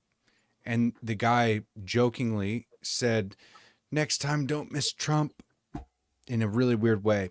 And in that moment, Jack Black laughed right along, and they continued on as if nothing happened. Then 2 days later, once the backlash really came at him, he released a statement on his Instagram, and it basically said that I don't condone political violence and hate speech, blah, blah, blah. This statement took me by surprise. I wasn't ready. Condoned it when he laughed. Said. Exactly. That was exactly my point, is that it wasn't an apology of any kind. He wasn't sorry. Yeah. It was a revision of history. That's all it was. He was saying that he didn't do this, or he doesn't condone it. He doesn't condone hate speech or political violence or anything like that. But the problem is that he did do it. And that's why one of the senators in Australia immediately wrote a letter saying that, hey, we needed to deport this guy. We need to get him out of the country. We can't have that here. And so, I found it. All right, let's put it up on the screen. So this is his big apology here. I was blindsided by what was said at the show on Sunday. I would never condone hate speech or encourage political violence in any form. After much reflection, I no longer feel it is appropriate to continue Tenacious D tour, and all future creative plans are on hold. I am grateful to the fans for their support and understanding. If you notice here, there's no I'm sorry for the actions or for what my friend said or for me laughing along. There's no apology or sincerity in this in any way, shape, or form. What this is for one, a revision of history, and for two, damage control for his career, because he knows it's going down the toilet after what was said, because there's no coming back from that as far as I'm concerned. The only way that he could have redeemed himself is in that moment. He should have called his friend out and said, hey, whoa, like, that's too far, man. You know, I know, like, it would have been really good. It would have been a learning moment for everybody around to say, for Jack Black to say, hey, man, I know you're trying to be funny, but that was crossing the line. We still love Americans, but he didn't do that. He laughed and played along, and they all thought it was really funny because, generally speaking, the left has been calling for political violence for a very long time, and they've gotten away with it. So they probably didn't see it as odd in any way, shape, or form, because they probably say that stuff all the time. But this time, it was caught on camera, and this time, I would imagine that it wasn't his choice to cancel his tour. I would imagine that all of the insurances for the venues that he was going to probably canceled on him, because now they're like, okay, he's endorsing this extreme political violence, and we can't insure that because there's insurance for venues that they have to have. So it's more than likely that they all canceled on him. And so he says that, oh, I'm going to cancel the tour. And then he has a senator calling to have him deported. So it's no wonder why he canceled the tour. Everybody turned against him because this isn't in any way, shape, or form an apology. He didn't offer an apology to Trump. He didn't offer an apology to his supporters. So what am I supposed to think? That the only thing that I can think of is that he literally believes that he wants Trump to be gone, and that they really believe what they said, because he's not taking it back. He's just saying, I would never do this. Well, you did. So you did when you laughed. You had the opportunity to show people who you really were, what you believed, how you felt in the moment. Mm-hmm. And instead of saying, hey, that's not what we do, you laughed. You condoned it. Breaking news, though, just came out. Marsha Blackburn made an open statement after the briefing, the briefing on what took place to Donald Trump behind closed doors, came out and said that this is crazy. Said that the Secret Service. She said that the Secret Service knew that the shooter was there for over an hour. He was there. So they knew this. it. So why? Okay, hold up. Why has everybody in the Secret Service, in that entire unit that was in charge of security, why were they not suspended and investigated immediately? All of them need to be off duty and investigated every bit of their lives. Because if you sign up to be a Secret Service agent, you no longer have freedom. Everything in your life is then tracked by the government because it has to be. Because your job is to protect the president. You are a bulletproof vest for the president. You are in charge of their safety. You don't get rights anymore. So why is it that all of them aren't suspended and being investigated in every little bit of their lives right now? Who they communicated with, how long they were talking to them. Why is this even an unreasonable thing? This is a treasonous act. They tried to let the president get killed. This is treason. Whether or not, and I have to believe it is intentional because you made a choice. So that part of it's intentional. It was intentional when you let him walk up on the stage. It was intentional when you didn't pull him off the stage. It was those were intentional decisions. Whether or not you believed the outcome would have been what it was, either way, you still do not get to keep your job. It is absolutely ludicrous. And now it seems like I want them investigated. I want people to get in trouble for this. Because this is beyond incompetence. This is beyond just losing your job. This is far beyond that, especially if the Secret Service knew that the shooter was there for an hour. What is their job then? I don't understand. To shoot the shooter after he already shot? Is that what they're claiming now? Is that how liberal PC our country has become, to where the Secret Service isn't allowed to take out a threat that they know is a threat, that they see as a threat? They watch him climb up. They watch him take shots, and then they go, oh, okay, I guess he actually is a bad guy. Turns out that the kid in shorts and a T-shirt and a rifle climbing up on a roof 150 yards away from the president, aiming his gun at the president, and then it turns out he was actually going to shoot him. Weird. This is treason, man. I can't believe this. So is four U.S. senators. I had to go get the full story here, but it says that Senator Blackburn and I don't know who the I is in this sentence here. So 4 GOP senators confronted embattled Secret Service Director Kimberly Cheadle at a Republican National Convention in Milwaukee, and Senator Blackburn, Tennessee, posted a video on X of it. So let me see if I can find the video. We need a J13 committee. That's like today, right now. Cancel the RNC. Everybody there, go start investigating into this shit. They tried to kill Donald Trump. And Mayorkas came out and said that he has 100%. I have 100% confidence in the United States Secret Service. He came out and said that, which means that they did their job. If they did their job, why did Trump get shot? If they did their job, why was there cocaine in the White House? Why was there a lot of things, right? Why were there a lot of things? Where's the J13 committee that needs to happen right now?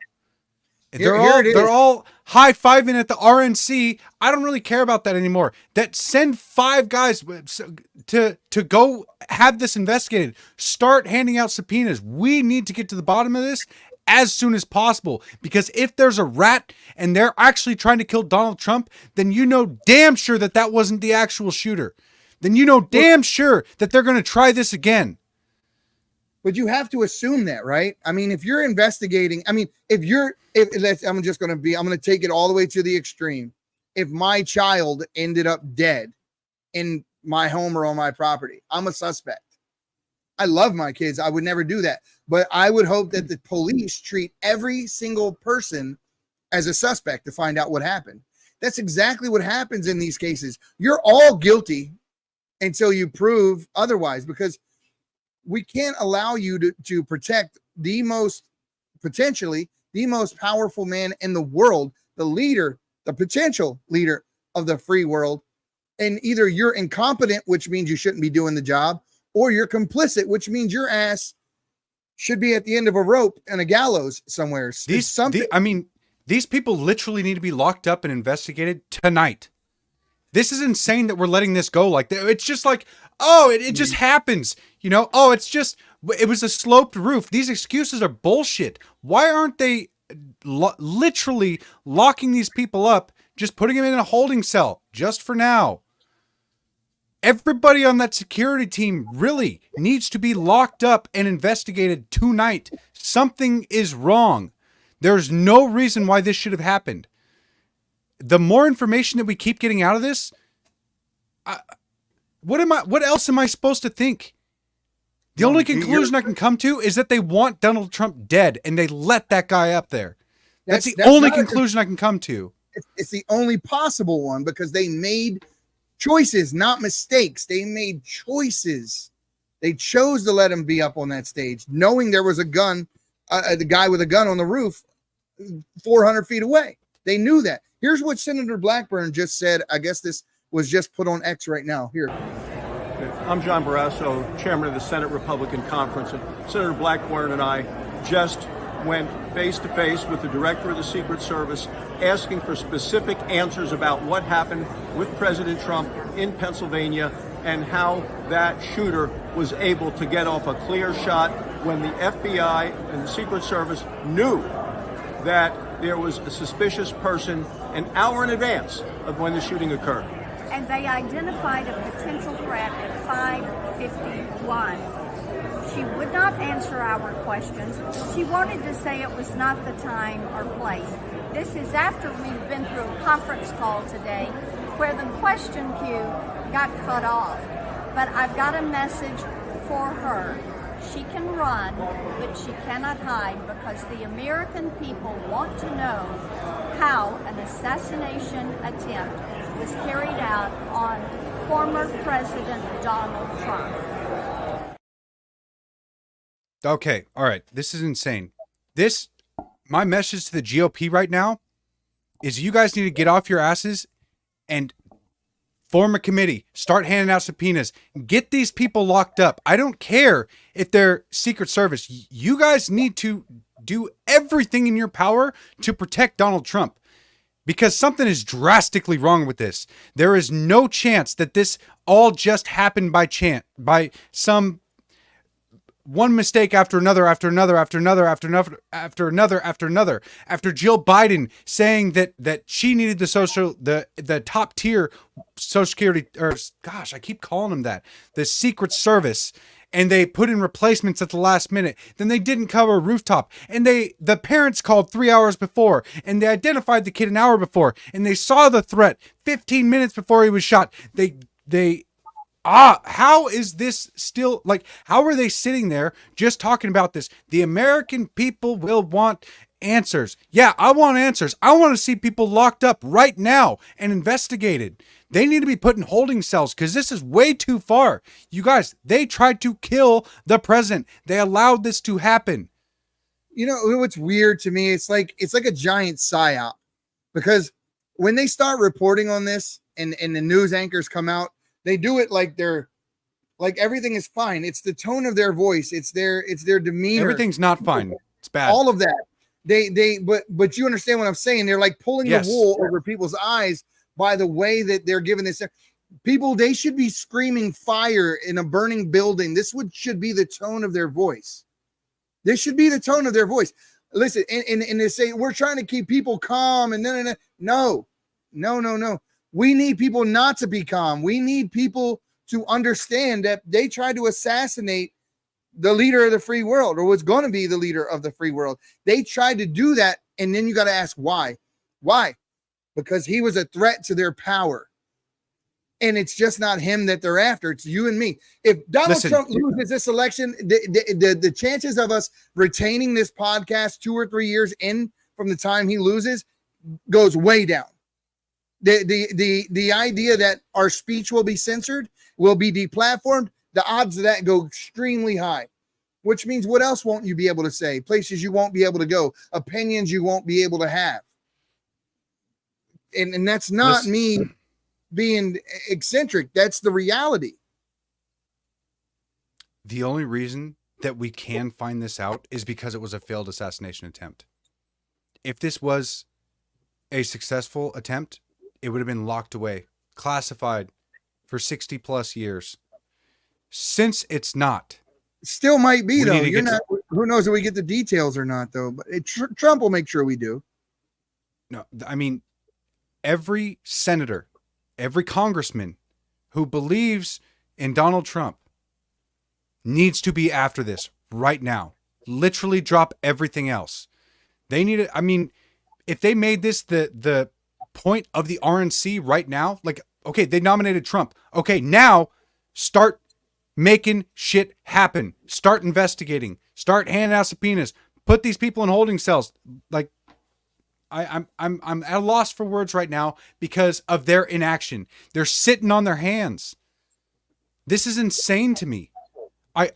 I can't believe that this kind of information is coming out and they're just talking about it like it's just news. Just news. Can you believe what the leader of the Secret Service said to us? This is what they said. Basically, that they allowed Donald Trump to get shot at. Just very calm.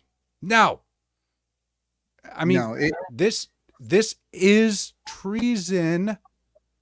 If you're aiding and abetting an enemy, which clearly that guy was, and clearly he wasn't just alone. This guy was prepped to have a deep dive into him.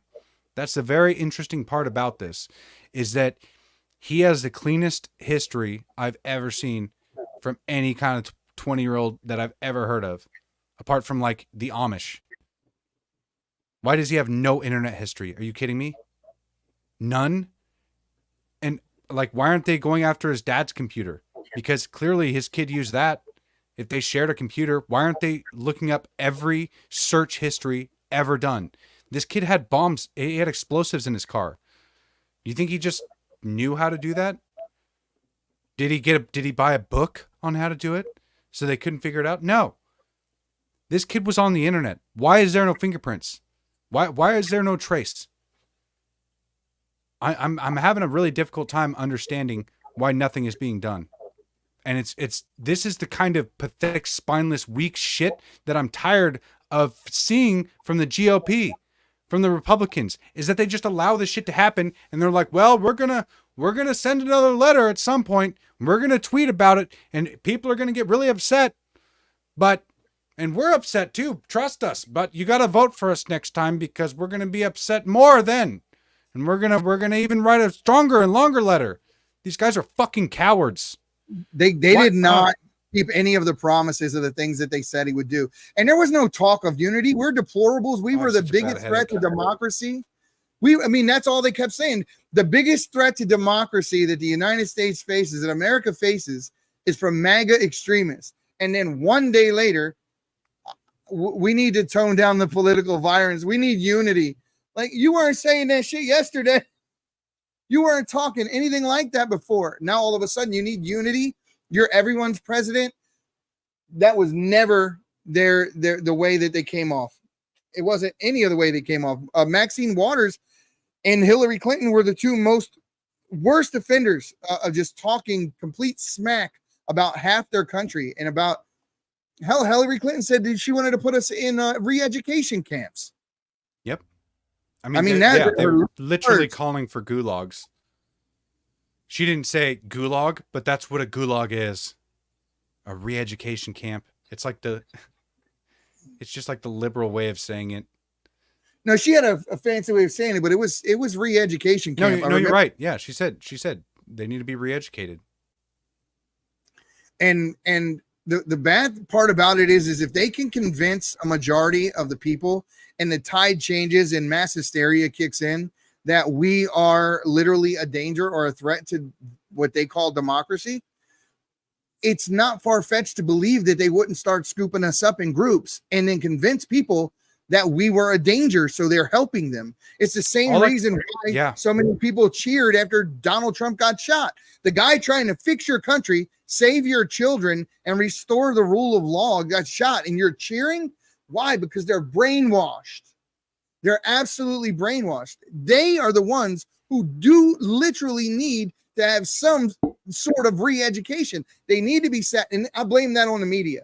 If the media reported responsibly, these people wouldn't have these fanatical ideas. It's not a matter of opinion when we're talking about facts. When we talk about what happened with Donald Trump, you shouldn't hear Joe Scarborough and Keith Olbermann and those people on MSNBC hosts talking like he faked this. That is the most irresponsible thing a reporter could ever do, especially on a mainstream news outlet. And Keith Olbermann, he blocked me. Did I show you that you've been blocked? Like, well, so Liberty Prime, what we can do right now is put an immense amount of pressure on the GOP. And it starts with something as simple as clipping the show. Whatever message I had for him before, hopefully that every content creator, every right-wing personality will start saying that, and we can make a heavy push so that they actually start doing this. Because right now we're in this particular system, right? We were born into this system. And I mean, we can't go to war. Who are you going to go to war with? There's 320 million people in this country. We're not backing out of the movement. We're not in the day. Do you think you can back out of this? Day and age? No, it's impossible. We're not in the day of age of marching with the good old boys and going and taking a town over. That's not what can happen anymore. Right now, what we've been in for the last at least decade, maybe longer, but at least the last decade, is fifth generational warfare. And they've been turning the citizens against each other, and they've been weakening us through, I mean, a ton of different ways. Microplastics, soy, psyops. Yes, they've had control of the narrative. Thank God Elon Musk bought X, because this is the only reason that we're able to say these things right now. Because on every other platform, we would be banned. I would have been banned a long time ago. There's no way I could make it on Instagram or Facebook or anything like that. There's no way that I could have said all the things, the truthful things that I've said over the past year and a half since I started really speaking out on social media. There's no way that I would have made it this far. So what we need to do is, I'll go back and I'll clip it as well. But we need to start making this push from every single person. Hopefully Cat Turd sees this and he shares it, or at least shares the sentiment.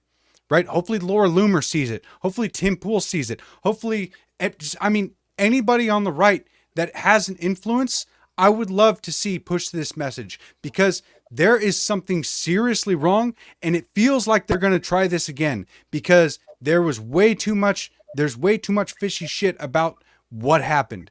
And the fact that it's being treated so nonchalantly by everybody freaks me out. And it shouldn't be that way. And I think that this story has so many freaking holes in it because they thought that it was going to be successful, and they could have locked away all of the evidence and put out only their narrative. Answer me a question, Maurice. What dates were we in Detroit, you and I? What date? What was those dates? People's Convention. I don't know. I have a terrible headache right now. So I was trying to get, because I was talking to them a little bit ago, but they weren't on. I guess they're not on Twitter anymore. But the Cartier family, the boys are over there at the RNC, and I was trying to get Taj on send them a link to see if they pop in and tell us, firsthand what they thought about it. But I can't find the damn phone number, and I know I have it. But I was just trying to pull them into the live. Those guys are cool, man. Those guys are cool. Yeah. They're I think that Brandon Tatum sponsors them and has helped them. They started out on YouTube as a reaction video crew and that sort of thing. And we're really cool. It's when I started following them. And then they've turned very, very political. And they're going to be everything's turned political because it's infecting every part of our lives. That's one of the main reasons why I started speaking out, is because I could see it literally enclosing on my life. And I understood there's no way that I can just avoid this. It's coming for me. It will be at my doorstep one day. And if I don't do everything in my power right now, then it's going to be too late. Because even back then, even back then, I mean, I didn't have an X or a Twitter. I didn't have a YouTube. I didn't have anything back in like 2020. And I saw how many people complied with the narrative. And I saw just how bad it can get, how quickly it can go downhill. And I decided that day that I'm going to do everything in my power to fight against this and do it in a good, honest way. And hopefully I can inspire more people to start seeking out the truth and start speaking up when they know that they have something to say. Because right now, boy, I have a lot of things to say about this assassination attempt, and there's no way that they should be able to silence me. And I hope that I can inspire 1 million other people to be calling for all of the security detail assigned to that spot to be in jail, or at least in a holding cell, and be thoroughly investigated, because there's too many coincidences. This is too much. Donald Trump was 1 inch away from death. Not even an inch. And not even an inch. I was less than an inch. That's how, I mean, I got that little 3D thing where the simulation they did, it was centimeters, man, because it would have caught his skull right here. If it would have just hit it, it would have been enough to probably take off all this. But, you know, the thing about this video with Blackburn in them is that they confronted her at the RNC. So she's still on duty. They confronted her at the RNC. Still on duty. Still obviously protecting Trump. What in the hell? What are they trying to do? Put some bad people on Trump's detail and then turn around and say, Trump say, I don't want you on my detail. And then they say, oh, Trump denied his Secret Service people. Trump doesn't want Secret Service protection. This was the perfect setup because they had all the excuses. Like I said, plausible deniability is what they got, because they had that last second change, to send the top tier Secret Service agents over to protect Jill. So they had the subs in, right? And then the parents called, the local police knew about it. The Secret Service already tried to blame the local police, saying that they were in charge of security for that building. And the local police chief called in last night and basically said, hell no. He said, the police are in charge of traffic, getting people in and out in case of a fire or an emergency, directing people. That's what the police are in charge of. The Secret Service is always in charge of security, which, of course they are. Why would you rely on local police? Be like, hey, I know we're having the 45th president come to town, but that one building over there, I want you guys to look out for it, right? Make sure it's all kosher. Now, sure seems like there were so many things that, I mean, one of these things could have stopped the shooter. One. Even one. Well, they should have. None of them happened. The police confront the guy, and he stays there, and he's so comfortable that he's able to stop, and he's not looking back behind him. He already had a confrontation with the police officer. He doesn't even run. He still stays there 2 to 3 minutes later, and he's still there, and the police still haven't came back, and Trump is still on stage. Dude, this is no. They already knew he was there. That's why, I mean, was that why the local policeman was like going up to check on him? It's like 5:53 rolls around, and they're like, okay, there is definitely a guy on the roof 150 yards away from the president with a gun. Go check it out. So the guy goes and checks it out, and he's like, oh, shit, yep, he's there. Everybody, he's there. And they already let Donald Trump go up there, and after they confirm it, and confirm it, and confirm it, and confirm it, somehow they still don't do anything. And then the kid gets 8 shots off. Are you serious? No, was it 8? This was a deliberate attempt. It was either 7 or 8, shot? One of the two. Wow. I didn't know it was that much. Nope. Yes. I didn't know it was that much at all. That's crazy. So hopefully you guys, I mean, I'm going to start making posts about this, and I hope that I can get it in front of Matt Gaetz and Marge Taylor Greene and whoever I can. Maybe Donald Trump Jr. I mean, I'm going to try to reach out to everybody that I can. I'm going to try to get Cat Turd to push it. All these big accounts, Ryan Fournier. I don't know how to pronounce his last name. Steve Loves Ammo. I'm going to get everybody I can to push this shit, because this is, I don't see how this is anything other than a deliberate inside job. It can't be. And you're trained. Secret Service agents get trained. They are more elite, I'm told, than the FBI. Like they're the elite of the elite. And this is what happened to them. Now they're trying to blame it on DEI. Now, I'm not saying that your little DEI nepotism hire, this Cheadle chick, didn't contribute to what eventually ended up happening.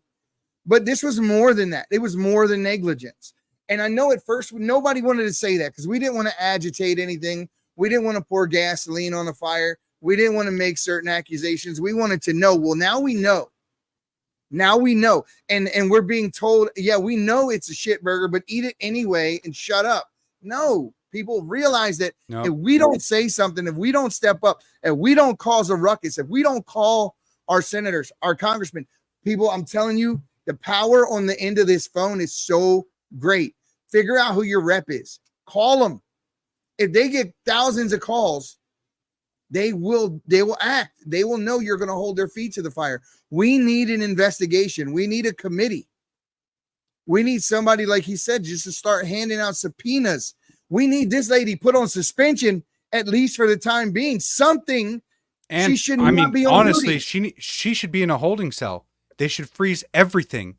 They should seize all of her electronics. Because, I mean, at this point, there's enough evidence to say that this is beyond negligence. Yeah, it's way past negligence. It's way past, because everything that we just talked about were choices they made. Yeah, this isn't negligence anymore. And I mean, if my 10-year-old was in charge of setting up security, he could have pointed that out. Yeah, if you're like saying, hey, there's a guy on this roof over here with a gun and the president's up there, what do I do? And then the sniper is not told to take the shot. Like, you see him adjust, and he's in the story is out there that he was waiting for the okay to take the shot. Why didn't he get the okay? What was the stalling for? There's so much to know. Yeah, so maybe somebody reach out to Dan Bongino, because he'd be all for this. He should be calling for this same exact thing. And maybe I'm retarded. Maybe I don't know exactly how the process needs to go. But in all reality, we really need to push this. No. I mean, as far as like the process, like, should they actually be able to hold them in a holding cell and freeze all their assets? I mean, these are Secret Service agents. They should be they're like soldiers. They don't get rights the same way that an average citizen does. They don't get the same rights. You're guilty. You sign up. Yes, you sign up for that job as body armor for somebody else, and you failed. They all failed. So they need to be investigated. They need to have all of their electronics seized, their houses searched, everything. Because right now there's a treasonous rat in that group. I can guarantee it. I'm getting ready to pour gasoline on your temper and make it a little hotter. The people that ran and jumped on Trump to keep him safe got suspended. You know why? Because every one of these Secret Service agents has a role to play, and they broke their role to protect the president, and they got suspended. Are you sure that wasn't local police? No, it was. I heard another story yesterday that there were 2 local police that like helped escort Trump out that got suspended because they basically didn't have approval to help the president. It just says officers. So you may be right. Yeah. Which is complete bullshit. And honestly, Trump should hire them. Be like, hey, these guys didn't even have authority to help, and they dove in The first instinct was to help the president. Yeah. Why do you get suspended for being someone who puts your life on the line, being a first responder? And why does the leader of the Secret Service get praise and 100% confidence from Mayorkas? Because it's exactly what you think it is. It's exactly what if it looks like a duck, sounds like a duck, walks like a duck, it's a duck. These people are trying to make it look like they're just so bad at something that something happens while all the time defending them. Mayorkas turns the other way. People are running across the border, defends it left and right. The guy he's a joke. He's a joke. He's lied to Congress. Christopher Wray has lied to Congress. Christopher Wray has not obeyed subpoenas. The left, has anyone since Biden has taken office, has anyone been fired? Has anyone been fired? I think the dude that pretended to be a woman and stole a bunch of luggage did. Well, he got arrested, he got arrested. That was the reason he was fired. If they didn't arrest him, he'd still be holding his job right now. Was it Sam? No, I don't remember his name. It was Sam something. He looked like Pinky in the Brain had a baby with like a dude from Good Will Hunting. I forget his name. But no one seems to lose their job around this guy. He resigned? He didn't get arrested? Is he? Oh, did he in resign? Jail? That's what I know he got Einstein's arrested. saying here. I thought he did get arrested though, and it was funny because then they had the African woman whose luggage he stole come on Fox News and say like she saw him wearing her dress. Yeah, I mean, what are the chances of that? It just turns out that it's like a one-of-a-kind dress that, I mean, he probably stole all of his clothes before that, which is just the weirdest thing to do. It's like, I don't know. Crazy, He's a very sick person. But I mean, you guys, we are at a really weird point in history. And I believe that we're in a worse spot than we think we are. I believe that our normalcy bias is telling us. I believe that our normalcy bias is telling us that everything's fine, and it's not.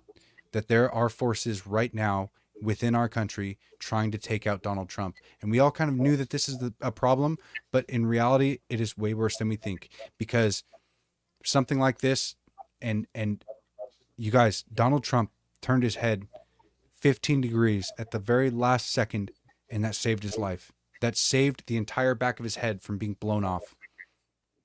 And in my opinion, they were expecting this to be successful, and they could have just classified everything immediately, and we would have never, ever known anything. Because in 60 years, when it was finally time to release, if we even have a country in 60 years, but I hope that we can reach somebody I hope Dan Bongino sees this. I hope that he demands an investigation immediately into these Secret Service agents and everybody who communicated with them. And I hope that Congress demands it. I hope that our Senate demands it. Because I think that this is darker than we believe it is. And I think that the moment we're in right now is biblical, and it needs to be exposed as soon as possible. This is a spiritual battle. I don't think it's appropriate to wait until Donald Trump gets into office. I think this needs to be handled right now. Because right now, what they're doing is they're covering things up, and the ones that are in charge are the ones you have to watch out for. That's why I never understood it. Where like we're subpoenaing the information, the papers. What do you mean? You don't think that they changed the papers? You don't think that they whited something out and created new papers so it doesn't say what it that part of things never made sense to me. That they don't think that these guys like, oh, you put a FOIA claim, oh, so I have to give you exactly what you want. You think that you're getting the exact truth in its entirety? No freaking way. No way. No way. These guys are as evil as the day is long. As the day is long, they're freaking evil. Guys, if you don't know, let me just put this up here real quick. If the damn thing lets me, go get yours, man. Go get yours. The Donald Trump fight shirt. There it is. Go get yours. That is Like I said, and I'll always say that probably right there is the most iconic picture in U.S. history. With that man just getting shot and getting up and putting his hand in the air, there is nothing ever, not an image that we have ever of something that heroic from a president. There is no picture like that. None. So go get yours. The link I'll put it in the I'll put it in the chat.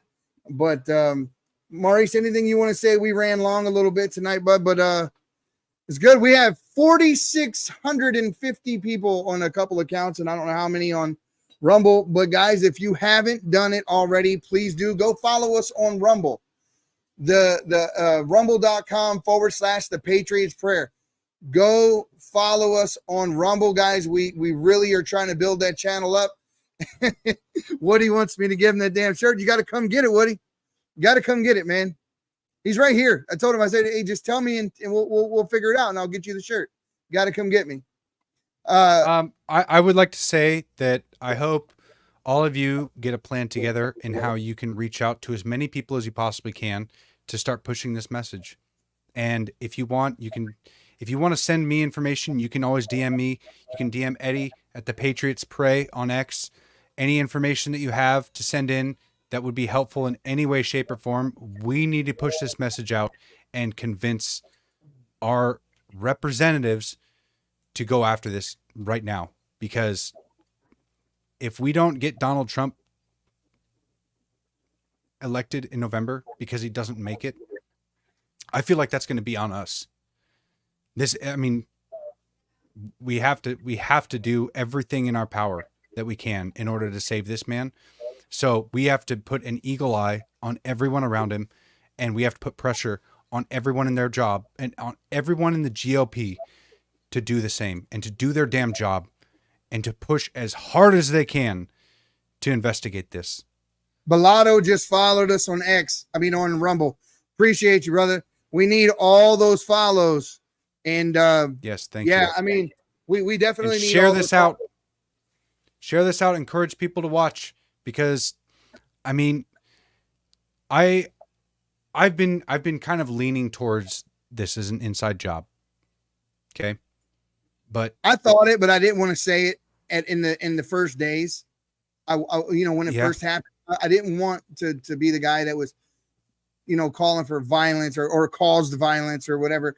But it's not conspiracy anymore. They chose to let him be on stage. They knew about the gunman. Those were intentional acts. So yeah, yep. The conspiracy theory stuff is out the window now. Yeah, and my basis of believing that this was an inside job is based on the facts that they've given and what eyewitnesses have said.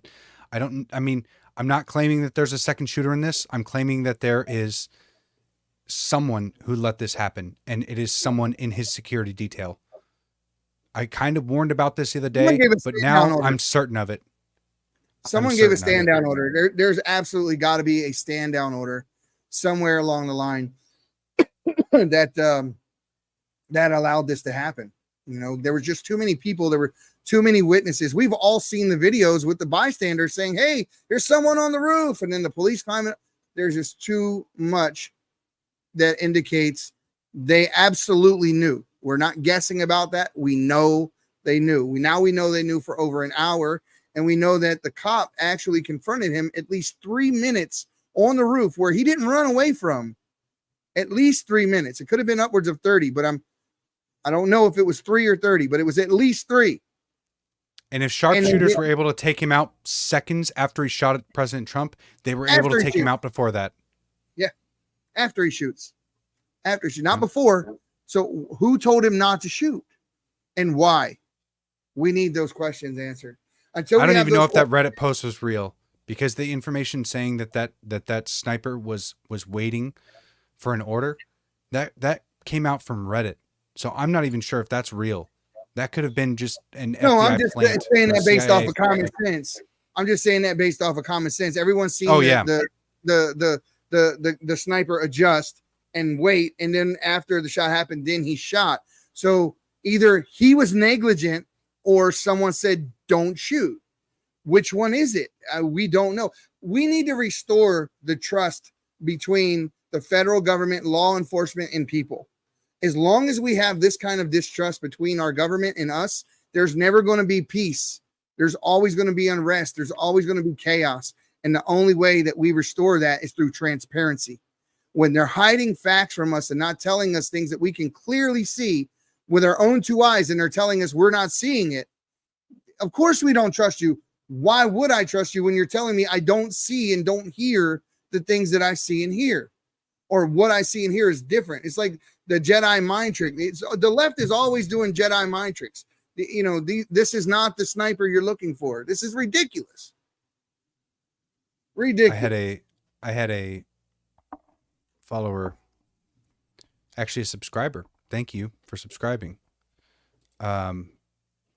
Messaged me today in regards to what Priscilla is saying right here, and how the relationship between Jill and the woman in charge of the Secret Service is very concerning.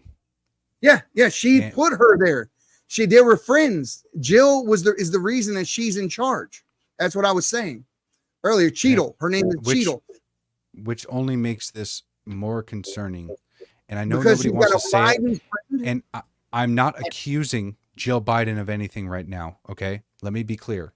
I'm not accusing her of anything. But it's saying that there is definitely a conflict of interest when the head of the Secret Service flubs the most important leading opposing candidate in the race. Exactly. And all of a sudden he gets shot. And the lady doesn't lose her job. That's right. And I'll go a step further. They said there was no one on that roof. They said no one was on that roof because they needed those people for Joe Biden's assignment, right? So why wouldn't Jill Biden take her friend? Why take the other people and not her friend? She might have been there. I don't know where the lady was, the head of Secret Service. She could have been with Jill. There? Wasn't Cheadle there? Wasn't she the female that was down by the car? I'm not sure. I'm pretty sure, but I'll verify that before I. But Dr. Naomi Wolf, she wrote on her Substack this really, really interesting piece. Maybe I can put it in the comments below on my X page. But I don't know how Substack works. Maybe this is public to everybody. I mean, I can read it. And it was just a link sent to me. But this is a very, very interesting piece with the relationship between the two, and I guess how concerning this is. Yeah, it's one of those things where they're trying to diminish the seriousness of it, and they're doing it at our own. They're doing it at the peril of the society in general, of the United States, of the people. All you got to do is play out those sequence of events. We've said them time and time again in this podcast, and then ask yourself, is this the act of someone who is just negligent? No, because a negligent person is someone who makes a mistake and doesn't know. These people made choices. They chose to do the things they did in the way that they did it. So no, it's not. It's not just a mistake. These are absolute. These are absolute. So I would think that over the next week or so that we should start seeing people held to account. Hopefully that the right grows a pair and actually starts pushing back on the left, because we haven't seen that to date. All the way up to right now, we've seen a lot of this and very little action. Very little action. See, Priscilla, I didn't want to bring this up necessarily because eyewitness testimony is very, very unreliable, especially with all that adrenaline dump after they get back. If we just stick to exactly what they reported, it sounds horrific, and it sounds like they allowed it deliberately. So that's what I'm trying to do right now. I do enjoy theorizing about all of the unproven things. I even have a post about it that is getting like, I don't know, close to 1 million views now on my page. But I mean, it is good to theorize about things like that. But if we are going to demand an investigation, we can demand it based strictly on what they've said and what we know for a fact. Yes. Exciting news on a whole different topic. Nate Kane and I were talking today, and I guess he has a friend that works over at Parlor, and Parlor's a couple of blocks down the street from me. Literally, I could walk there. It's how close it is. And I'm going to be going over there sometime this week. Be careful with that, man. What's that? It's several miles away from where you are. Super far. Yeah, no, I'm right down the street. No. Jesus Christ. If you don't want to live, come by. It's fine with me. I will have no conscience at all protecting my home. None. Zero.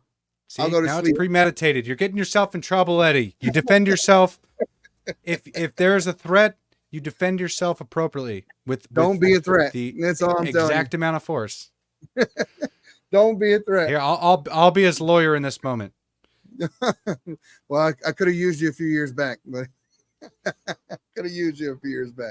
Well, guys, we appreciate you guys all coming and hanging out. There's over 5,000 of you, and what a cool number. The only one beating us right now is Mario Nafal. He's the only damn one, but our numbers have grown and grown and grown, guys, and we can't say thank you enough. We really can't. We have now 9 podcasts, and there's a couple in the works that you haven't seen yet, and there are going to be a lot more things to come, and it's just going to get better and better from here.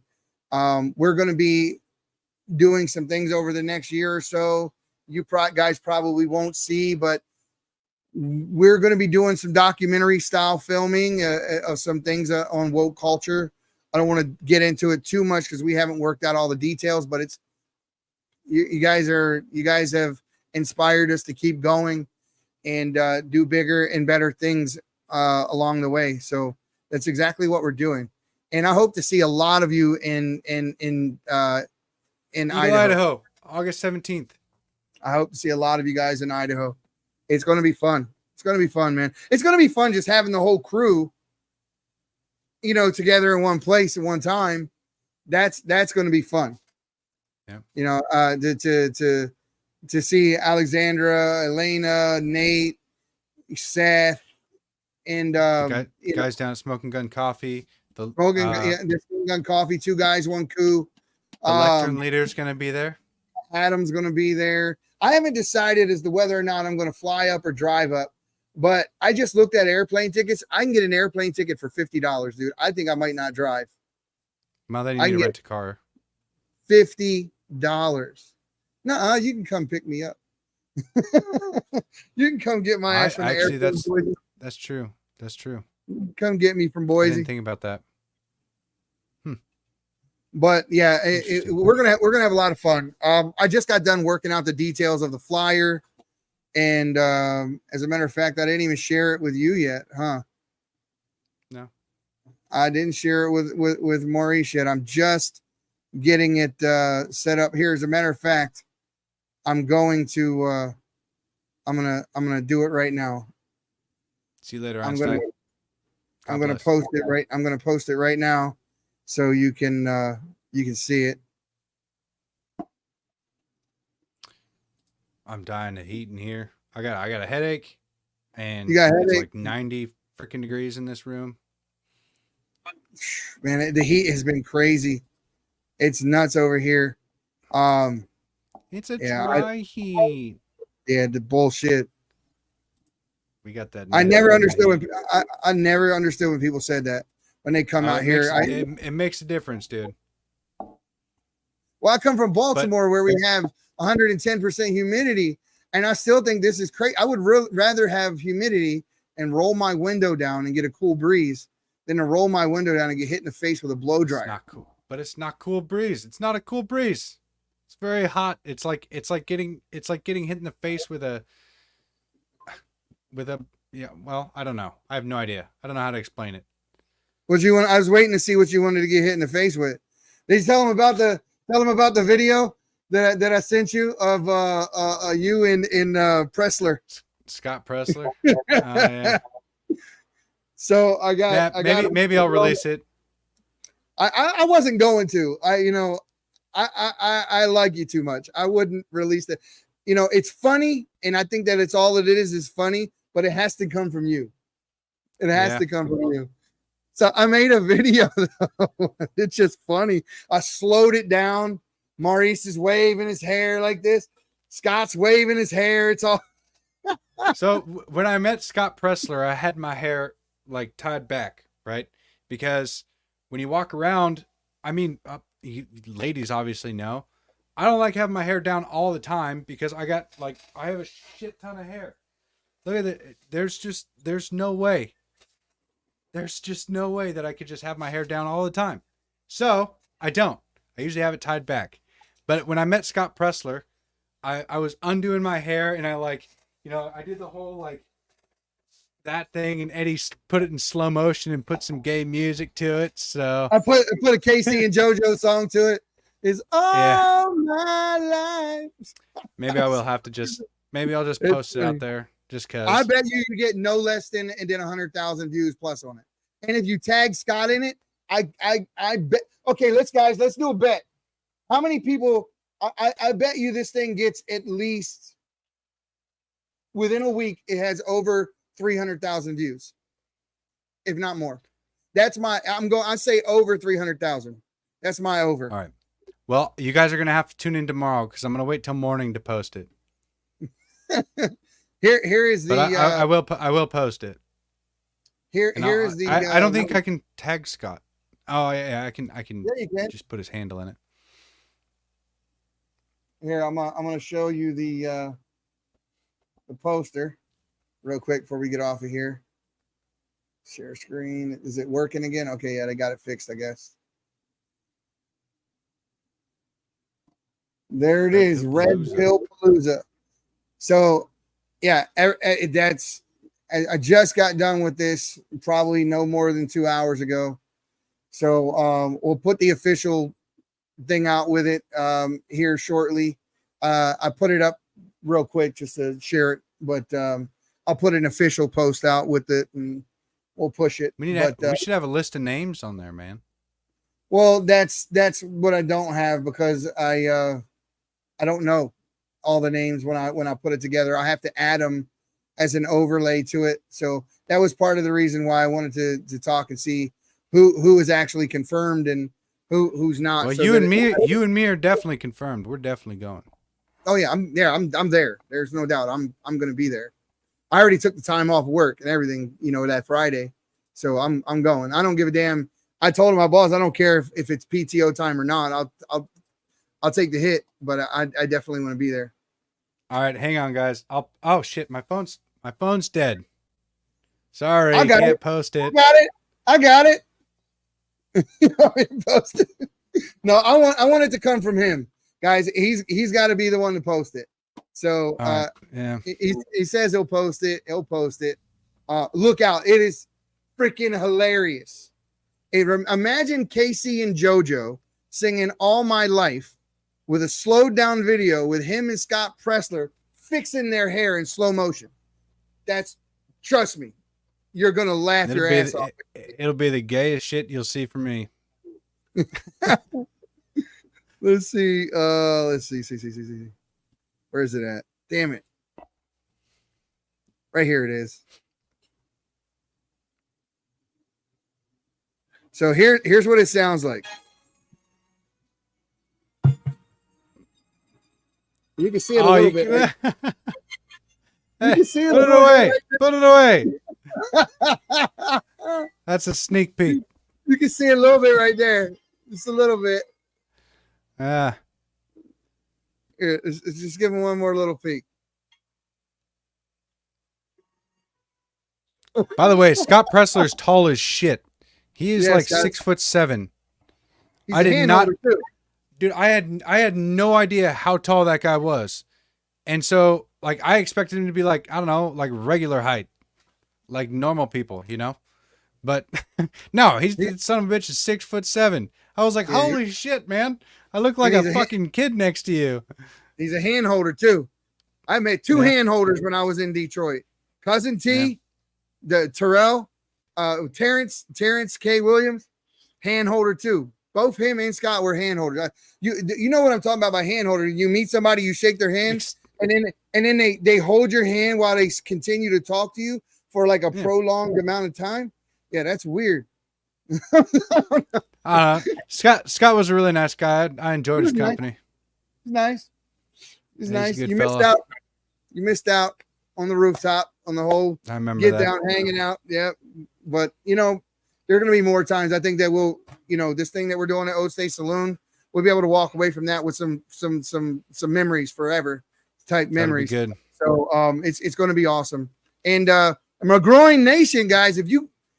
I hope you guys got somebody out there in not Detroit, into Eagle, Idaho, or someone close. We'd love to have a representative from a growing nation come join us. Leslie, get your ass on a plane and come join us, or drive. I don't know where you live, but come hang out. It's going to be cool.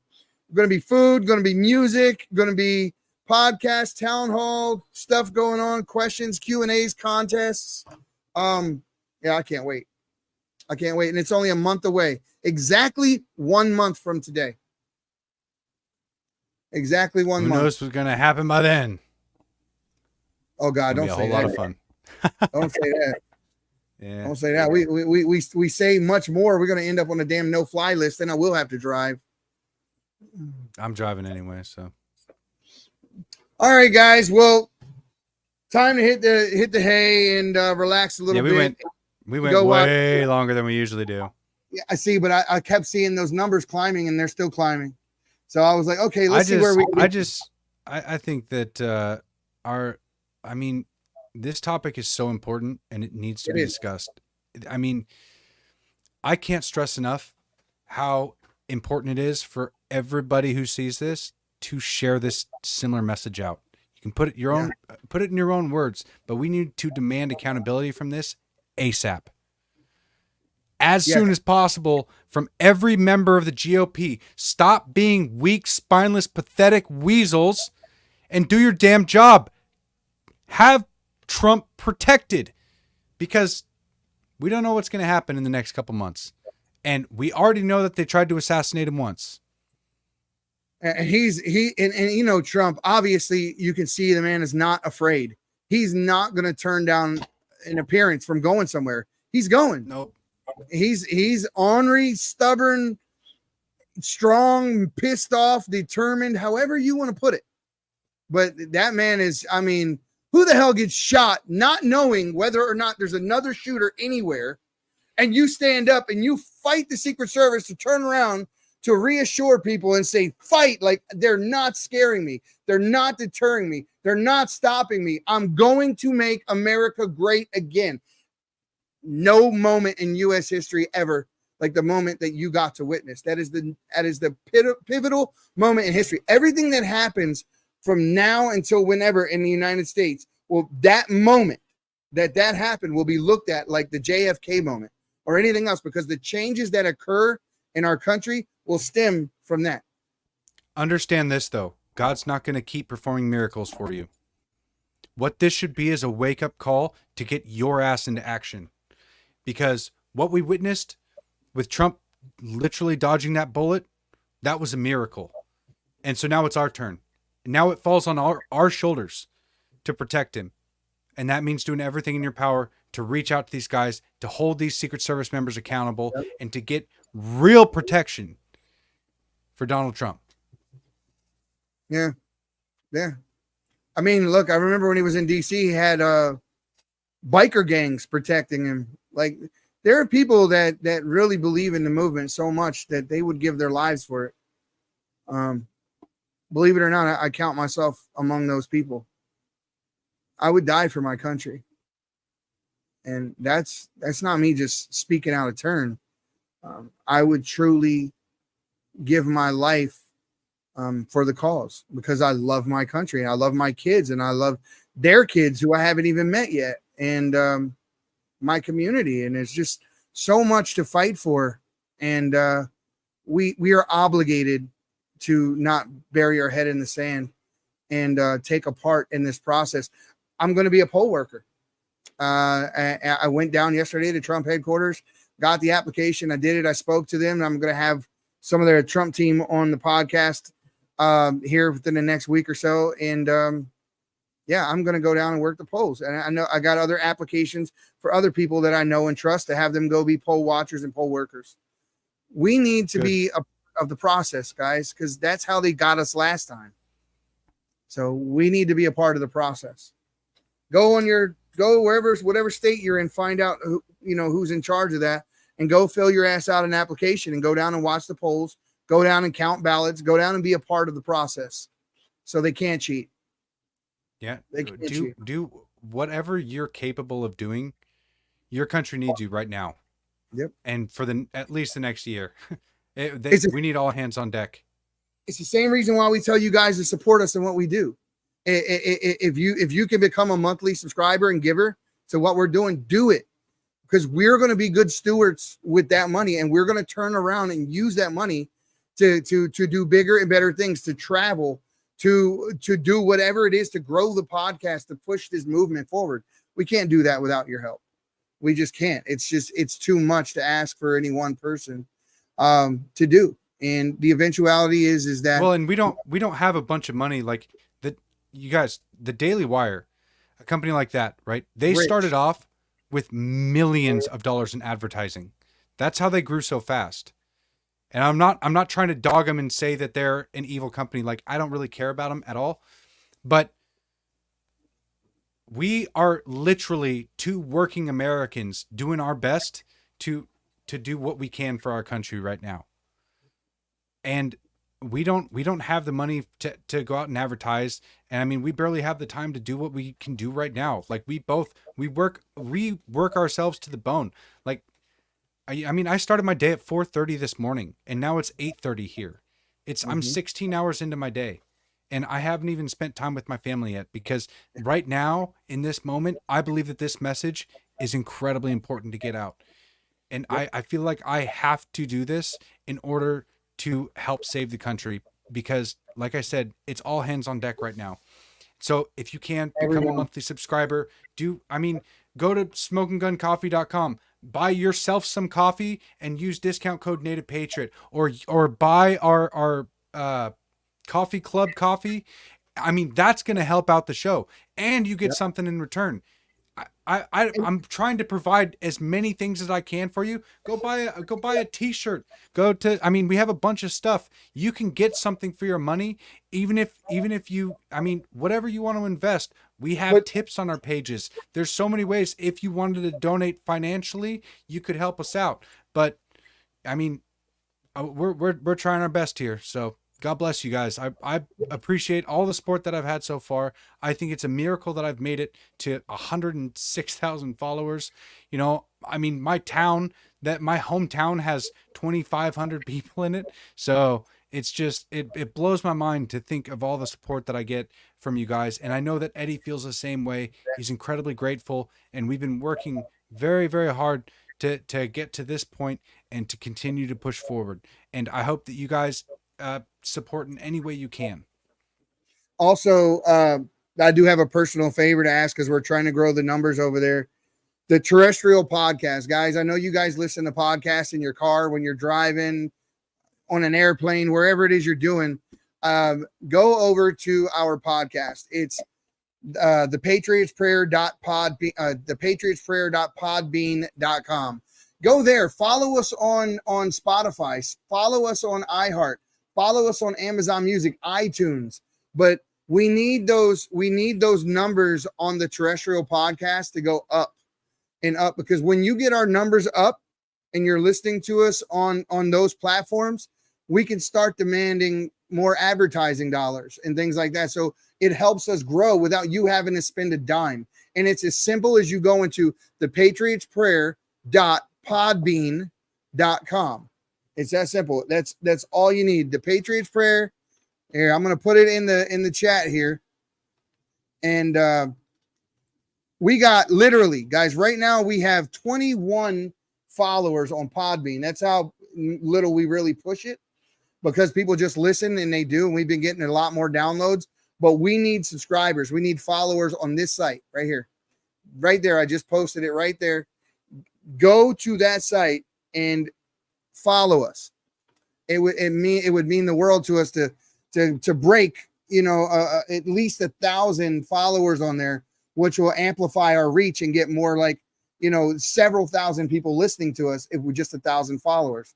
So please do that. Please go over here to the site I'm posting and give us a follow.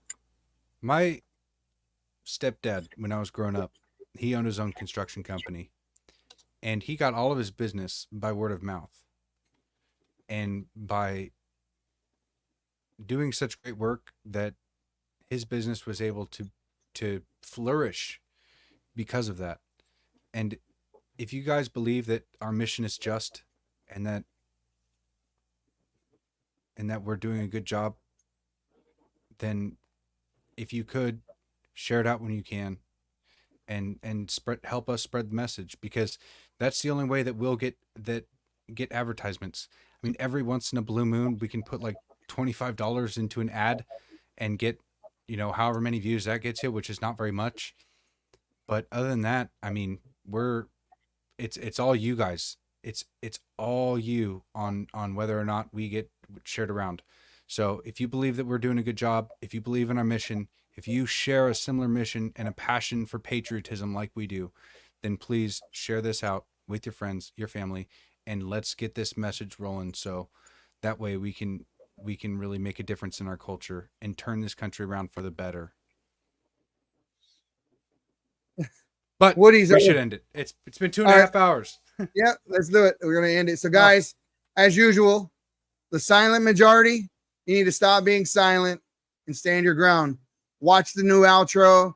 Listen to the new song here. Props to Third Story for making an amazing song called the Patriots Prayer. And I'm going to play it out right here. Guys, have a great night.